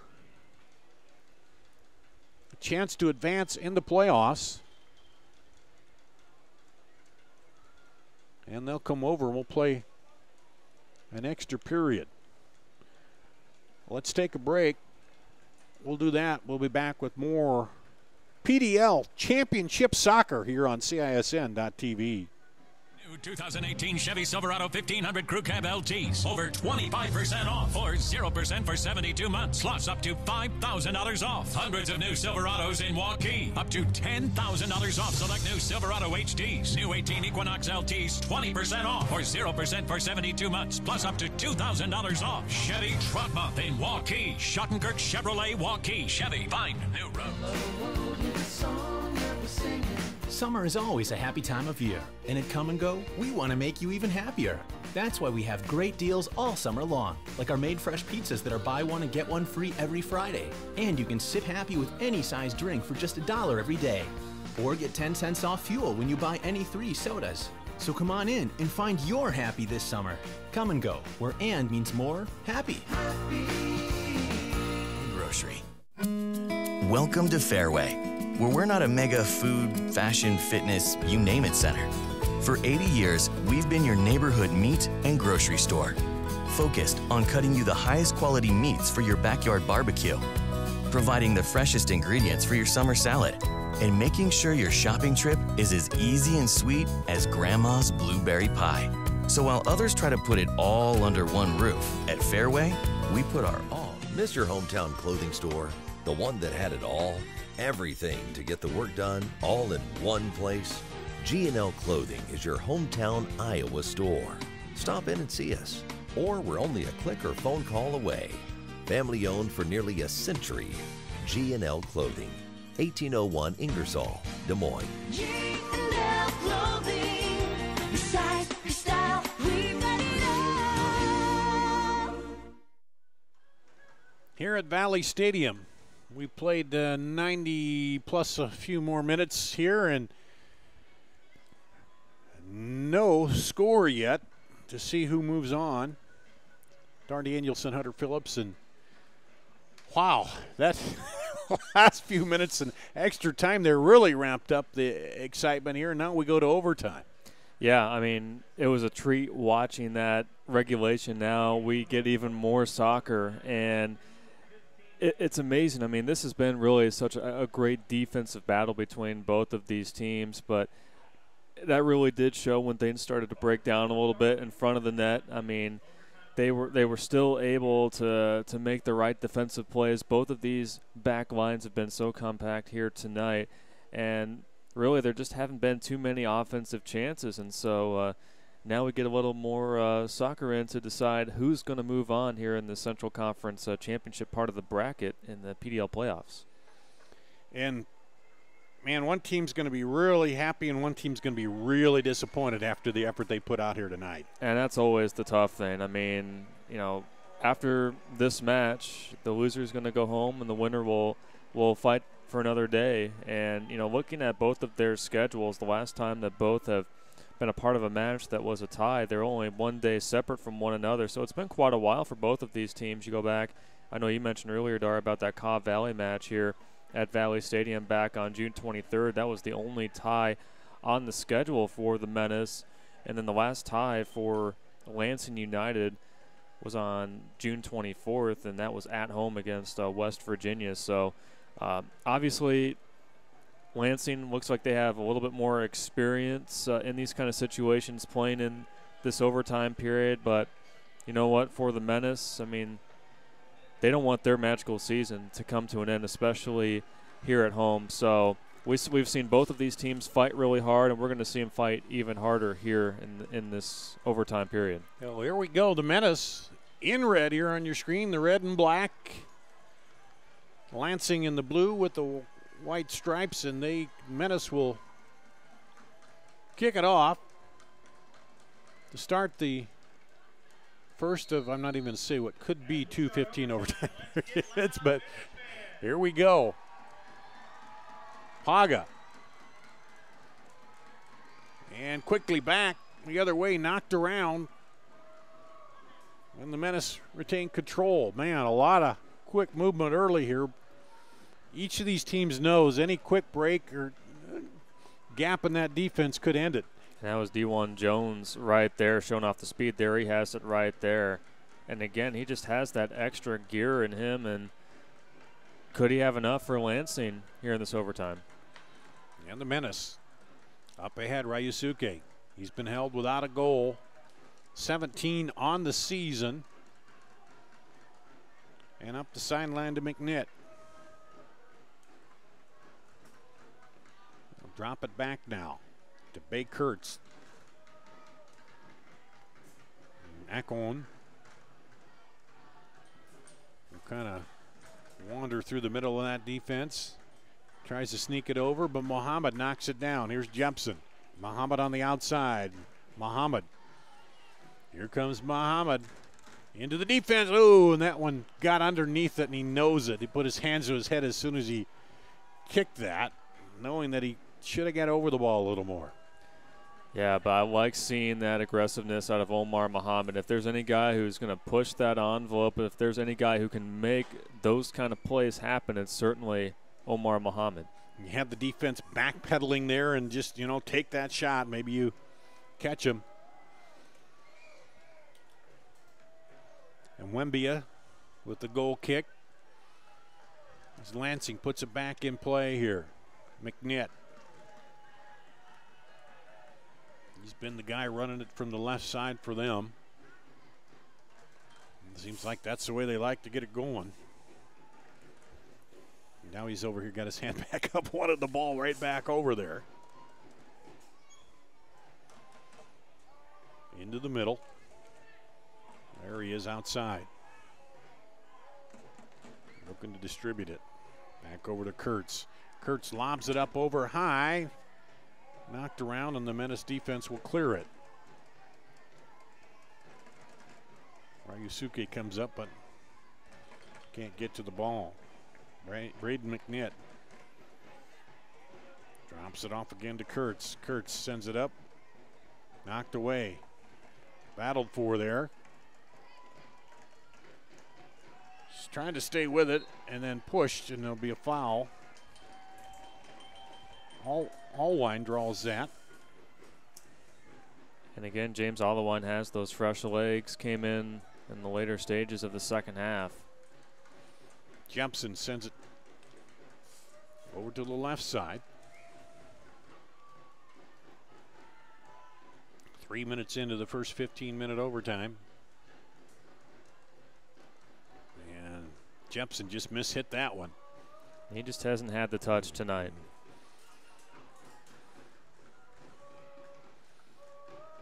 Back to McNitt.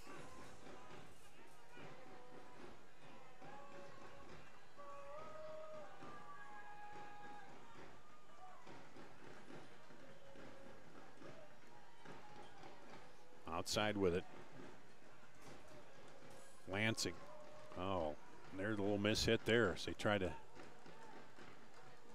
sneak it in and just a little too much, and then Menace just let it go out for the goal kick.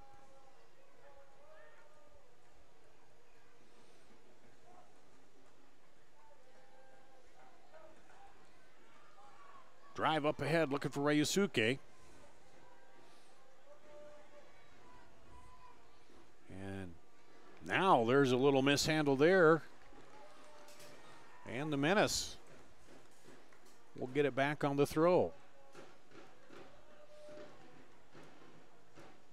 That's been one of the keys of these defenders too. They usually handle the ball pretty well and are able to clear it out once they stop the offense. Up in the middle. Back to Jepson. Over to Allwine.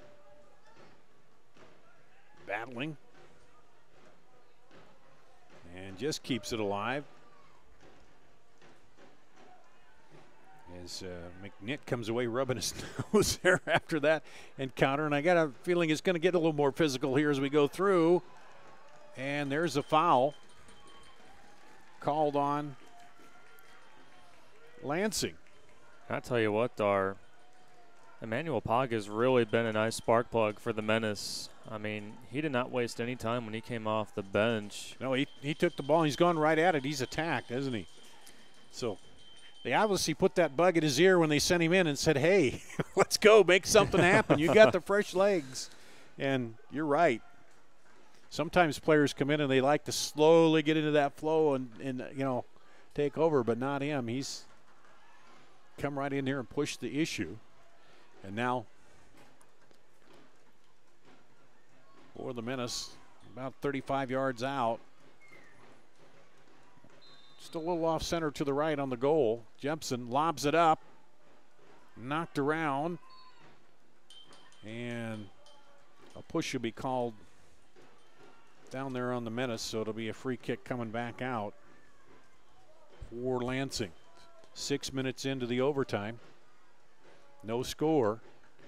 Winner will advance tomorrow night to play Chicago. 5-3 winner over Dayton in the first matchup today. And still trying to determine the winner of this second semifinal. Yeah, you just talk about two matches that have been complete polar opposites of one another. Yeah. Scoring aplenty, and this one, just good looks at the goal have been hard to come by at times. Exactly. Lansing, lob it up in the middle. Headed back. Now the Menace. In the middle, Jepson. Jepson.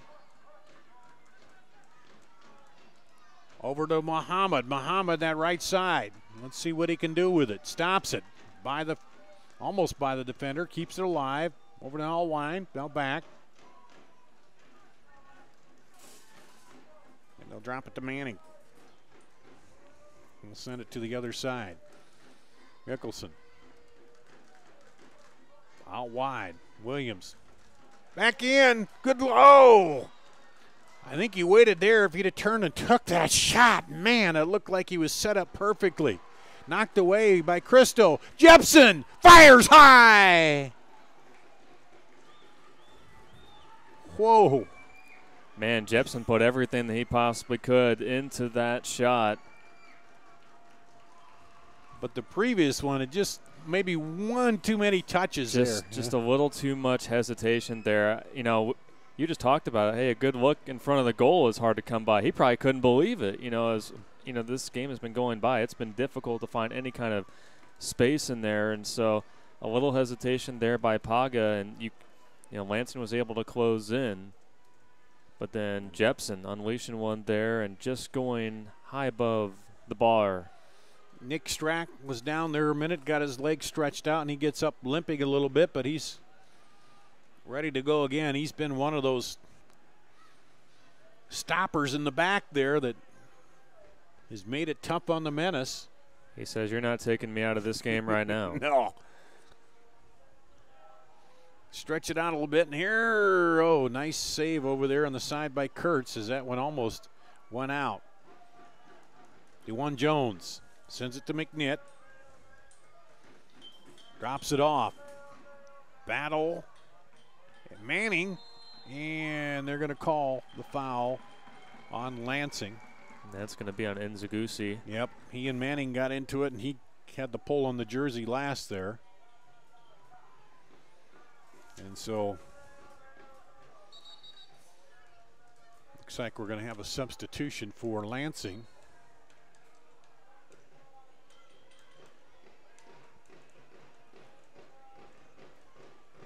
Once play gets stopped here.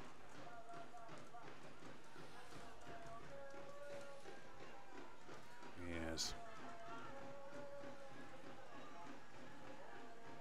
Up to Muhammad. Muhammad. Over to Jepson.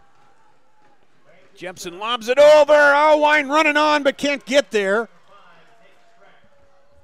Man, a golden opportunity there. Allwine was just behind that one, but Adi Jepson Had the right idea, but just a little just about a too foot strong. too far, yard too far over there.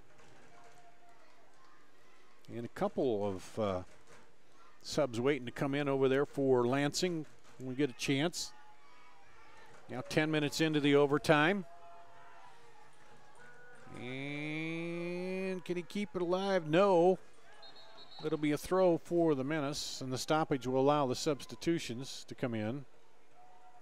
Boy, and that's been a really fun battle to watch here in this overtime. Anthony Manning and Leroy Nzagusi. So far, Anthony Manning has won both of those battles, as it looks like Nzagusi is going to exit. Looks like Strack and Nzagusi are going to leave. So it looks like Lansing, their tactic here is just to get more defenders out there. That's what Nate Miller's going for, taking out his top goal scorer here this late. And, well, Strack, I know he was nicked up here a little bit ago. And so now 11 minutes into the 15-minute overtime.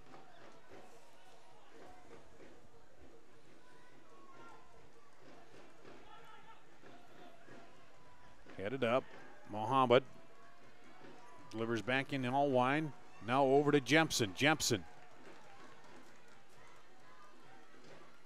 looking, drops it back. Hago.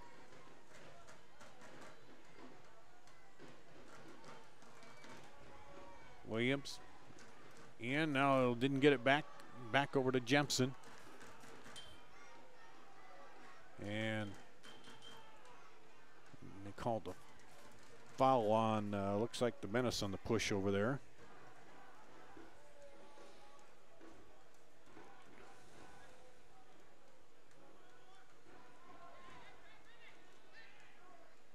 Three minutes left here in the first overtime. Still scoreless. Lansing up the middle, headed back by the Menace. Williams under pressure, has to take it away. They'll spin around. Right side. And that'll go to the Menace.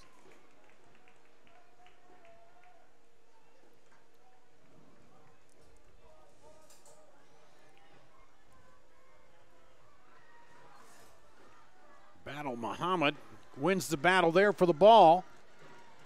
Coming through and gets tangled, and there'll be a foul call. And it'll be a free kick for the Menace with 2 minutes to play here in the first overtime. And that was Muhammad just getting enough separation from his defender, and then may have been Bay Kurtz there that was coming in, and just that's all he had to do in order to stop Muhammad from getting any forward traction there. And Stevenson Storm, one of the Lansing players that came in off that substitution, and Jepson will kick it.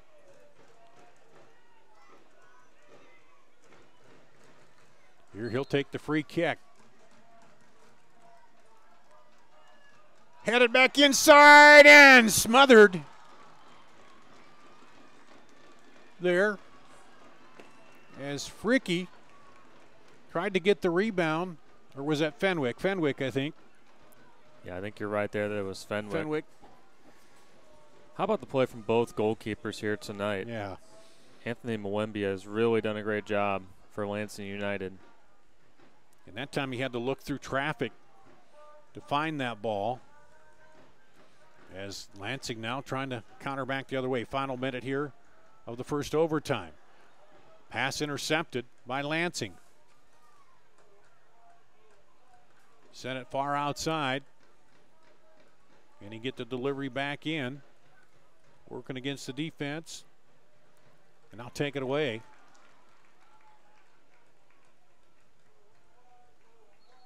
And then the push will go against Lansing. And that's just kind of synopsis of this whole matchup here, isn't it? Sure is. Defense is won out in most of the times here tonight. Yep, this has certainly been one of those classic defensive battles where, I mean, if you just enjoy both teams just trying to find whatever advantage they can. And that will end the first overtime. No score here between Lansing and Des Moines. Don't go away. We got another 15-minute overtime coming up here on CISN.TV. Hi, Ron here, head coach of Westside Auto Pros. When your car's on the injured reserve, you want to get it back in the game as soon as possible. I know that. That's why you need to bring it here to Westside Auto Pros. I have a team of experts that can fix almost every automotive injury. Whether it's a fractured joint, a brake, or if your car just got its bell rung, no problem. We can even do a complete physical on your car to make sure it's game ready for the entire season. So bring your car to Westside Auto Pros and we'll get it back in the starting lineup in no time. Hey, you guys are dogging it back here. Let's move it, move it, move it. For 50 years. Building a strong community doesn't happen overnight. It takes a vision for the future, the ability to turn a challenge into a success, and individuals who inspire new generations of growth. Greater Des Moines has done a lot of growing over the years, and so have we. At Brick Gentry Law, your success is something that we create together. Thank you for making us a part of your community. Thank you for 50. You want to get stronger, faster, healthier. You want more. You want to be part of something bigger than yourself. A place for people of all ages, all walks of life, that provides opportunities for all to succeed. We do that. We're the why. Build more than muscle. Build a stronger community. Indianola. It takes more than a great price and great selection to continue to grow every year. We believe the reason is our core values. Hard work, we work hard for you. Integrity, it's not optional, it's required. We build trusting relationships and don't run when the problems arise. We're always improving the customer experience. It's been the Schottenkirk way for over 50 years. Schottenkirk Chevrolet, Waukee, and the all-new Schottenkirk. This is Iowa. And here, we don't just dream of a better tomorrow, of a smarter way to do business or live, of perseverance and progress. We inspire it in others. We challenge the conventional, reimagine what it means to be better, and then dare ourselves to make it great. This is Iowa, and here, we don't just dream, we make history. And here we go back to Valley Stadium. Darn Danielson, Hunter Phillips. It's the second 15-minute overtime here as we're trying to settle the second semifinal in the PDL playoffs. And both teams had their chances in the first overtime, and neither one able to get it into the back of the goal. And I imagine it's going to ramp up even more here, Hunter. Oh, I would think so. And, you know, I think the Des Moines Menace really controlled much of that first overtime. They had some pretty good opportunities there, especially Emmanuel Paga there on the left side, you know, front of the goal. But do not sleep on this Lansing team. Just when you think that they've run out of gas, they just continue to ramp it up. So expect it out of both of these teams. So Menace gained possession in the midfield. They'll try to turn it back the other way. Mickelson outside to Williams. Williams on the move. Looking for Pago in there. Gets it to him, and he can't get it across. Rebound. Battle for it, and finally Mwembia falls on it. But, man, was that some good play there between Paga and Williams. And, man, we've just seen Wilfred Williams, I mean, make those kind of plays on his own. And that time he had the help of Emmanuel Paga. And I tell you, between those two very quick forwards, a lot can happen. And luckily for Anthony Mwembia, he was able to secure it before the ball squirted out, and one of those two players were able to get a foot on it. Paga just about sent it across to him into the right side there, but again, as you said, able to jump on it, and each of these keepers have made some big plays here tonight. And I think that's the thing, too. These players know when you get that open look, you got to fire it quickly to have a chance. And that goes out back to the Menace. Now you're looking at the clock. It counted to 90, then they added 15 on. So now you got to count up to 20 to where we go. So we're 2 minutes into the second 15-minute overtime. I'm not even going to say we can't decide it here. Well, if we just here, then it goes to shootout. Paga. Oh, try to get it in there. Oh, and Ryusuke almost gave up on that and almost came back to him. Now it's knocked down by the Menace. Jepson. Inside. Over to Williams. Williams takes the defender down. Over and knocked away. Good job the defense read that time and knocked it out of there. Yeah, there's nobody there for the Menace right in the middle. A couple players just to the right of it, but like you said, Dar, well read by Lansing United. And that was Kyle Carr that time, was stepped up. And trying to sneak it by, but can't. It goes out back to Lansing. Winner moves on to play tomorrow night against Chicago. Now Lansing had just had a couple subs in the last overtime, so they may have a couple fresher legs than the Menace here. We'll see. Well, and one of those guys that is out for Lansing is their top goal scorer, Leroy Nzugusi. So, again, something to keep an eye on, but, you know, you always want those fresher legs out there, even when you risk losing your top goal scorer out there, because they know that the Menace are so dangerous on the counterattack. Maybe they need to bolster some areas more than at the forward spot. Going to get it up to DePago. He gets by the defender. Cuts it back. Cross. Oh, and headed out of there as Ryusuke was trying to draw a bead on it. Now back up. Good piece of skill there to get it away from Pago.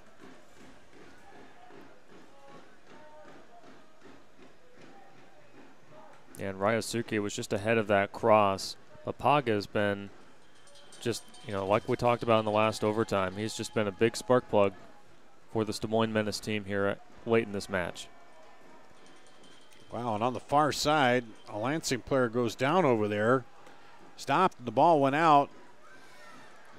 And now here we come back the other way. Williams trying to keep it alive, and that'll go to the corner. And now another Lansing player goes down. So we got two of them on the turf here. One is Lewis Jones.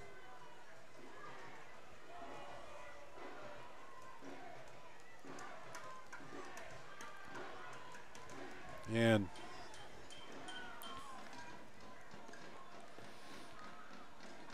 just looked like he may have bucked ankles there with Wilfred Williams as they were going for that ball. And it's going to be a Menace corner here. First corner of the overtime for either team. When we get back to action, they're working on the other player up the field. I can't see who that is from here. Yeah, just a little too far away from our vantage point to tell who that is.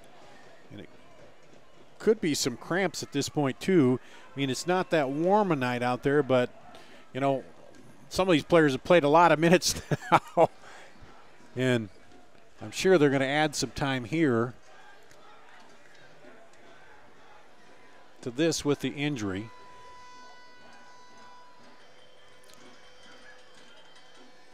As we'll be about 6 minutes into the second 15-minute overtime.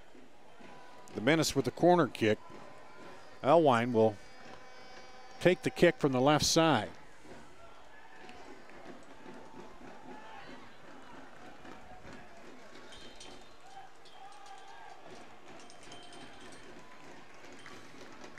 There's the kick swinging in, knocked away by the keeper. Lansing trying to turn it up quickly. Gets by the defender. Danny Wright now up ahead. Shot. Oh, Mercado dives and stops it. Wow. That one was looking like it might sneak in inside that right post. And that is the save of the night right there. Now up over the top, looking for Ryusuke. Can't find him. I believe that was Stevenson Storm. Yeah, Stevenson Storm. I was going to say, who just came in. Stevenson Storm just about dropped some thunder on the Menace. Oh, man. Wow, that was a lightning kick to keep up with the Storm puns. But Mercado, another dive.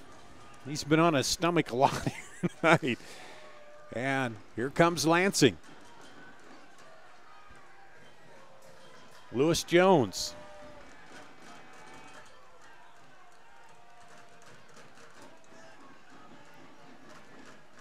Trying to go up over and cleared out by the Menace.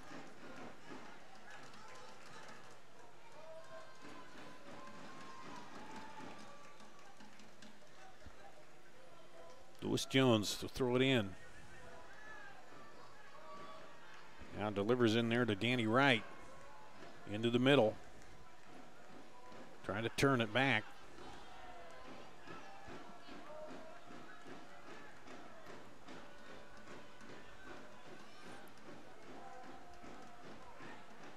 Seven minutes left of the second overtime.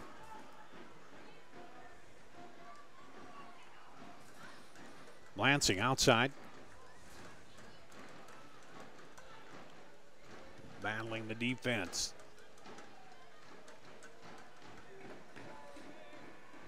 The one Jones over there couldn't do anything with it and dropped it off. Kyle Carr wafts it to the left side. And just a little long and out by Lansing. Legs getting tired and the accuracy not quite as good as it was. And the way it's been, you got to be pinpoint anyway here, Hunter. But, you know, that's really difficult to do when the minutes just start to get to you in this match. I mean, a lot of these guys have been there for the entirety of this match. And so, you know, maybe passes they can make earlier cleanly just may not be as crisp because they're just simply tired.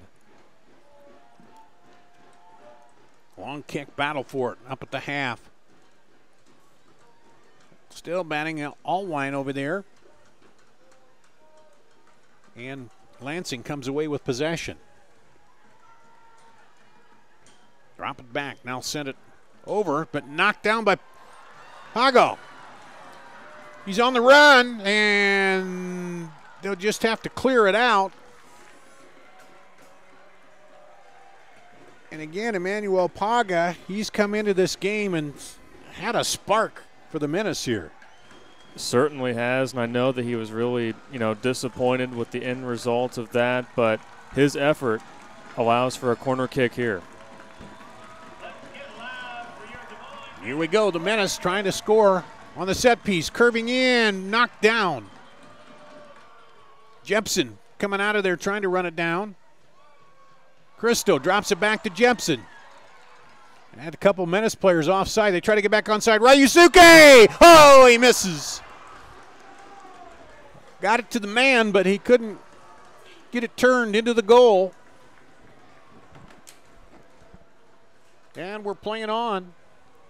And again, Adi Jepson just doing his magic right there. Just when you think there's not much that he can do with that play, curls it in perfectly for Kino Ryusuke. And that was a difficult attempt for him, but just to be able to get that one off was just really impressive. I think he might have heard us saying earlier he wasn't quite on target because, man, the last couple, he's been right there, hasn't he? Yeah, prove us wrong. Lansing, back the other way, drop it back.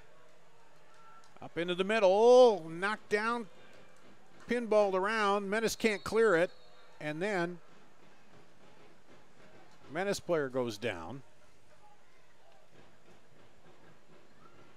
That is either Fricky, it may be Brandon Fricky. I think it's Fricky because Fenwick is standing right there. Yep. Boy, that is certainly somebody that you don't want to see go down. Yeah, out late when you need defense, you don't want to see him in trouble there. Trainer coming out.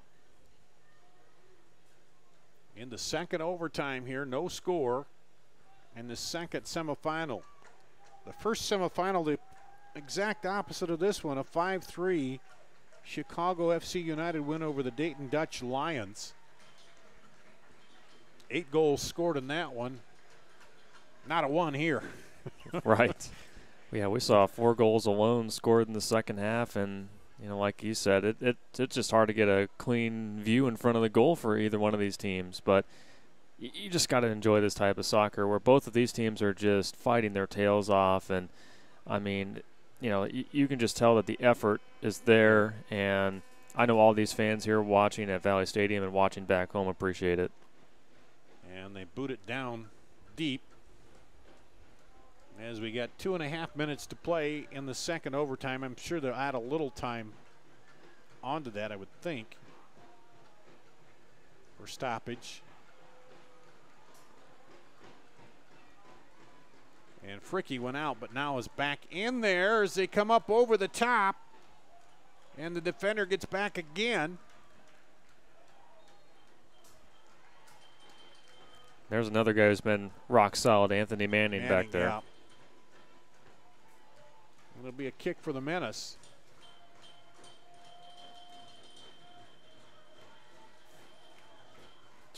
Final 2 minutes now of the second 15-minute overtime period.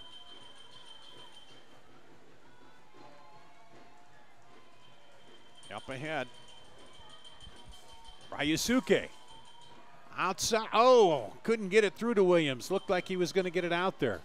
But the defender stepped in. Uh-oh, they leave that one out there, but Mercado comes up. Mercado saving the day again. And every pass looks dangerous here. Jepson. Paga. Trying to step through and knocked away again by the defense. DeJuan Jones over the left side. Minute to play. This second 15-minute overtime. And a battle for it. The foul called on the Menace.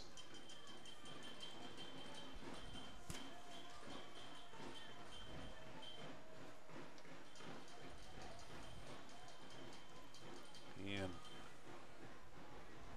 free kick way out wide here for Lansing, but you got to think you shoot her in toward the goal and hope something good happens. You just never know once it gets real congested up front. Although the defense on both sides been marking pretty well down in the box there.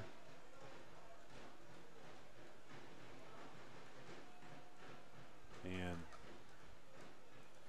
it looks like Lansing is starting to spread things out just a little bit more. we're going to have a substitution here.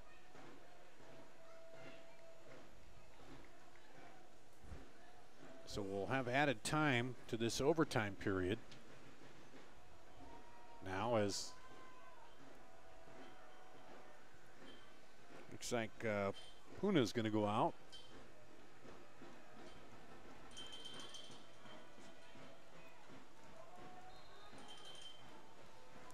And John Freitag comes in. Here's the kick. Winding in toward the goal. Scrambled around. Menace trying to clear it. Haga, almost falls down. Still battling for it. Somehow knocks it around and it'll go to the Menace. Muhammad will drop it off for Christo Mickelson. Williams will come in and throw it in. Trying to go down the line for Pago. And cleared out of there by the defender, and there's a foul then called on Lansing.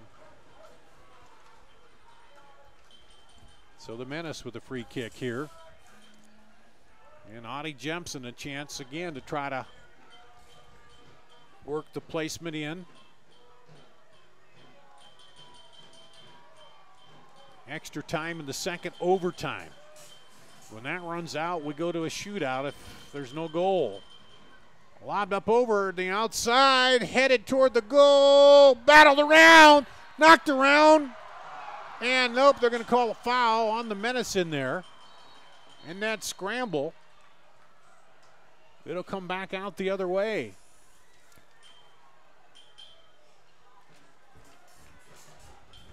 Oh, man, there was a lot of congestion there in front of the goal, and Moembia lost it for just a brief second. They tried to go that play wide and almost worked. Play wide and headed in. And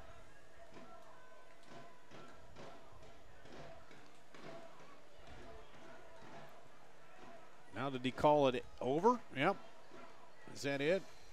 I believe so. I believe we'll go to the shootout now, as that ends the extra time here. So Still tied 0-0. 0-0. We'll head to the shootout. Here. And why not? Yeah, what the heck? Might as well. And let's take a quick break. We'll do that. We'll come back with the shootout to decide the winner here on CISN.TV. Chevy.com.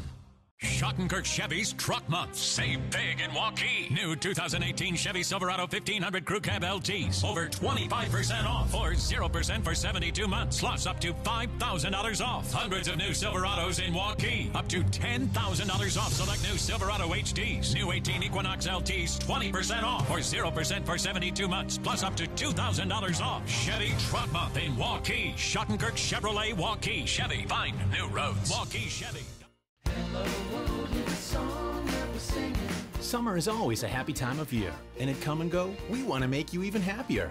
That's why we have great deals all summer long, like our made fresh pizzas that are buy one and get one free every Friday. And you can sip happy with any size drink for just $1 every day.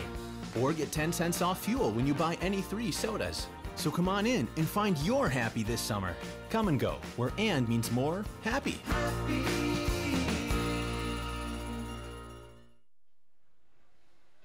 Here at Valley Stadium, we're going to go to a shootout to decide the second semifinal here in the PDL Central Conference Championship.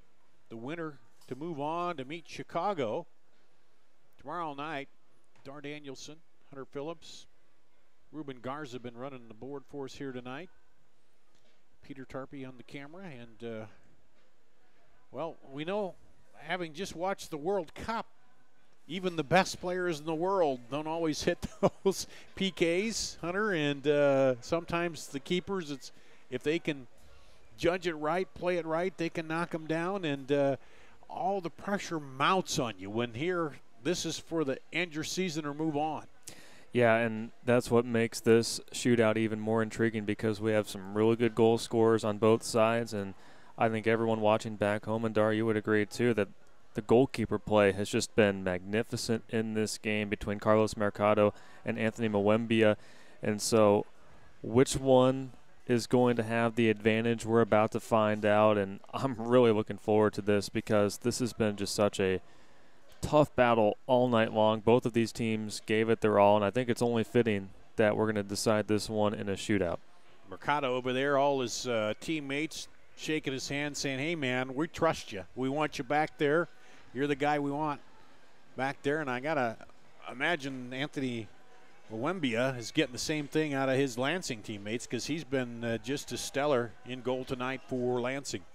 Yeah, and, you know, Moembia really stepped up in the overtime periods when things were starting to break down in front of him, when there was a lot of congestion there on those set pieces.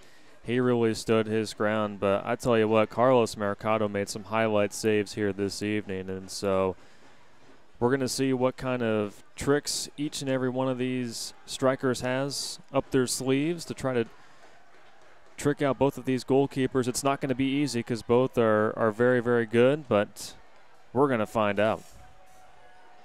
Now the Menace came out pointing, so I wonder if that means they won the chance to go first. And they're exhorting the crowd here. It looks like the crowd is going out on the field here. Field over. Maybe over towards those bleachers over there, not sure. But the way it works, the keeper can stand on the line. He can go side to side. He can't come out to defend. He can only go side to side. And the ball's on that penalty spot, and the players who were in the match at the end can come out and kick, and I think that's what the referee is reminding them down there right now.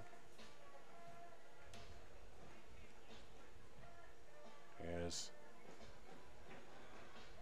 we get set for play, and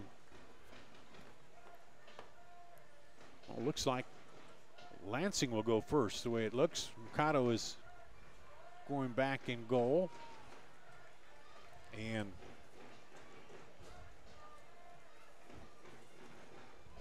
making a long walk across there.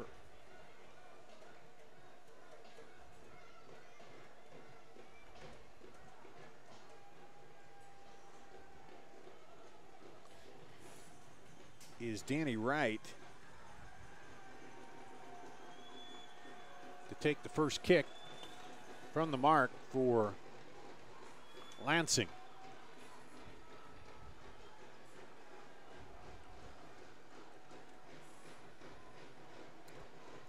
And Wright had 1 goal during the season for Lansing United. See if he can get this one past Mercado. And they wait for the referee's whistle. There it is. Oh, and right through.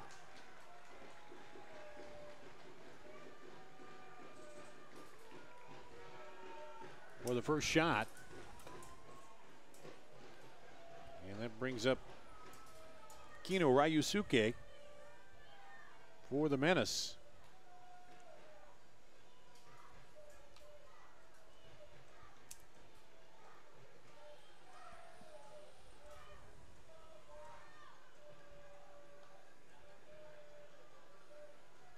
Ryusuke sets it on the spot. There's the whistle. And just so nonchalantly, he gets the keeper going to the right and just sends it to the other way. Just cool as a cucumber, Kino Ryusuke. And jogs back, gets the congratulations of his teammates. And that'll be Kyle Carr. Now for Lansing. As we're even up 1-1.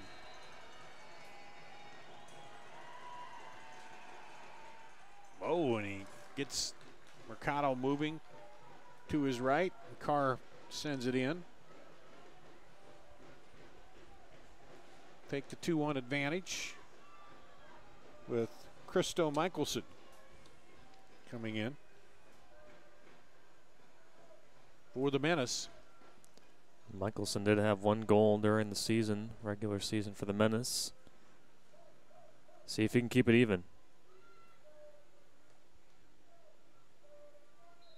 There's the whistle. Oh, and knocked away. And Wenbia knocks that one away.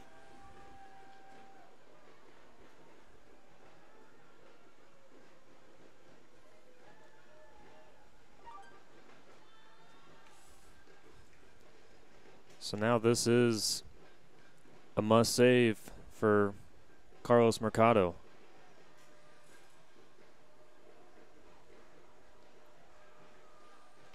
And setting it up will be Lewis Jones.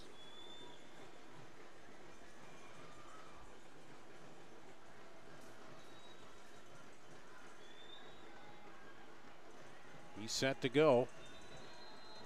Whistle. And right over Mercado. And it's 3-1.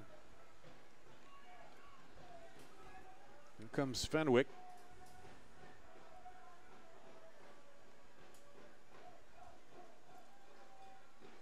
For the Menace. Well, it all comes down to this here. Yep, the Menace have got to finish it out and hope for a save or a miss. That one's pounded in.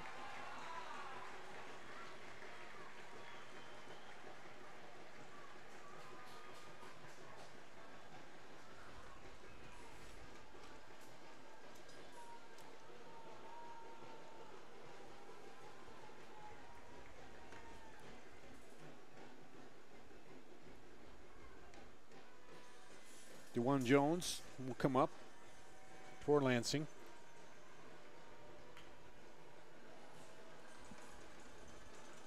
And this is the top goal scorer for Lansing at 5 on the season. And knocked away! Knocked away by Mercado!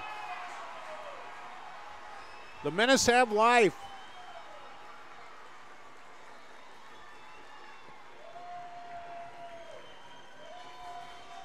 Boy, Carlos Mercado stepping up really big right there. Read what Jones was going to do and just swatted that one away. Brings the ball out to Audie Jepson, who pats him on the head and says, thanks, big guy. Okay, I'll go to work for you. Jepson now. Trying to even it up. Whoa! Snuck it under the top. There wasn't much room up there left. No, there wasn't much extra there, but he got it under the crossbar. It was on the rise, but he got it under. Well, he wanted to make sure that Mwembia could not reach that one. Yeah, and he had a lot of mustard on it, and that brings up John Freitag. He came into the game late, and probably for that very reason, knowing if they were going to kick. Mercado stops him! Mercado stops him! And the Menace could win it.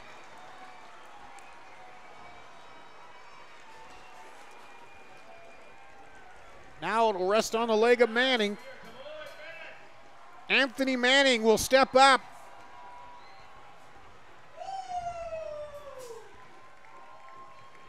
Mercado brings him the ball.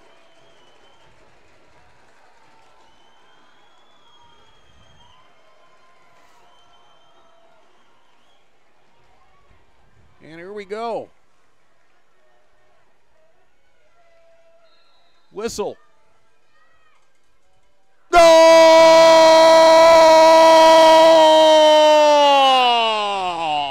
The Menace will advance. Manning pounds it home. You can't script that any better. And who we talked about all night, the goalkeepers, and who comes up? Mercado just one more save than Mwembia. And whoa. 4-3 in the shootout. The Menace win and will advance to face Chicago. Whoa, what more can you say about that one? Oh, man, it just kind of leaves you speechless, doesn't it? Yeah. I mean, we knew going into this shootout that it was going to be a battle between two really good goalkeepers. But I tell you what, the guy that the Menace have relied upon for most of this season stepped up when he needed to. After faltering a little bit early, it was Carlos Mercado, who to me has to be the man of the match. Yeah, definitely. I would say that's probably will be 14-0-1, the Menace. Well, there's the official announcement to confirm what you stated as the obvious. Right. But, oh, man, and credit this Lansing team coming in here and just taking the Menace, giving them all they could handle. And we talked about the Menace have not been in a tight match like this. And, you know, they didn't fold, neither did Lansing. Lansing didn't give them any quarter either. No, they didn't. I mean, the Menace have only been in one overtime this year. And Lansing, I mean, just from the get-go, I mean, they did a great job of setting the tone, and they really played the Menace's game of that back line just absorbing any kind of passing lines that the Menace wanted to try to do. They couldn't get it to Ryusuke. Audie Jepson had a really difficult time. Omar Muhammad was shut down for the most part tonight. So you got to give a lot of credit to Lansing, but at the same time, the Des Moines Menace did not step down either. So it was just a wonderful defensive battle between two teams that wanted to advance to tomorrow, but in the end, it was the home team, it was the Des Moines Menace that kept their magical season running. So Lansing will end at 7-3-5 on the season. The Menace 14-0-1 in the 25th season of the Menace, and they will go on to face Chicago, a team they 4-0 against here on the season. And one of the things you wonder about is recovery time here too with this extended game here, Hunter. Yeah, I mean, definitely you have to look into that, for tomorrow for the Menace. I mean, it's going to be hard to go to sleep after an exhilarating game like tonight, but I'm sure Alan Marcina is going to preach to his guys, we're not done yet. I mean, we have tomorrow to go, and we're facing a Chicago team that, we've had a handle on them, but it's tough to be able to beat a team 5 times in a row in the same season. So, yeah, and he preached the same thing. You haven't let up all season here. You didn't let up against Lansing when you had to, so come back out tomorrow night. Well, great game. Appreciate you here doing it with me tonight. It's been exciting, and tomorrow, 7:30, another one. Tune in again here on CISN.TV. I'm sure that's going to be another good game as we look for the winner between Chicago and the Des Moines Menace. For Mr.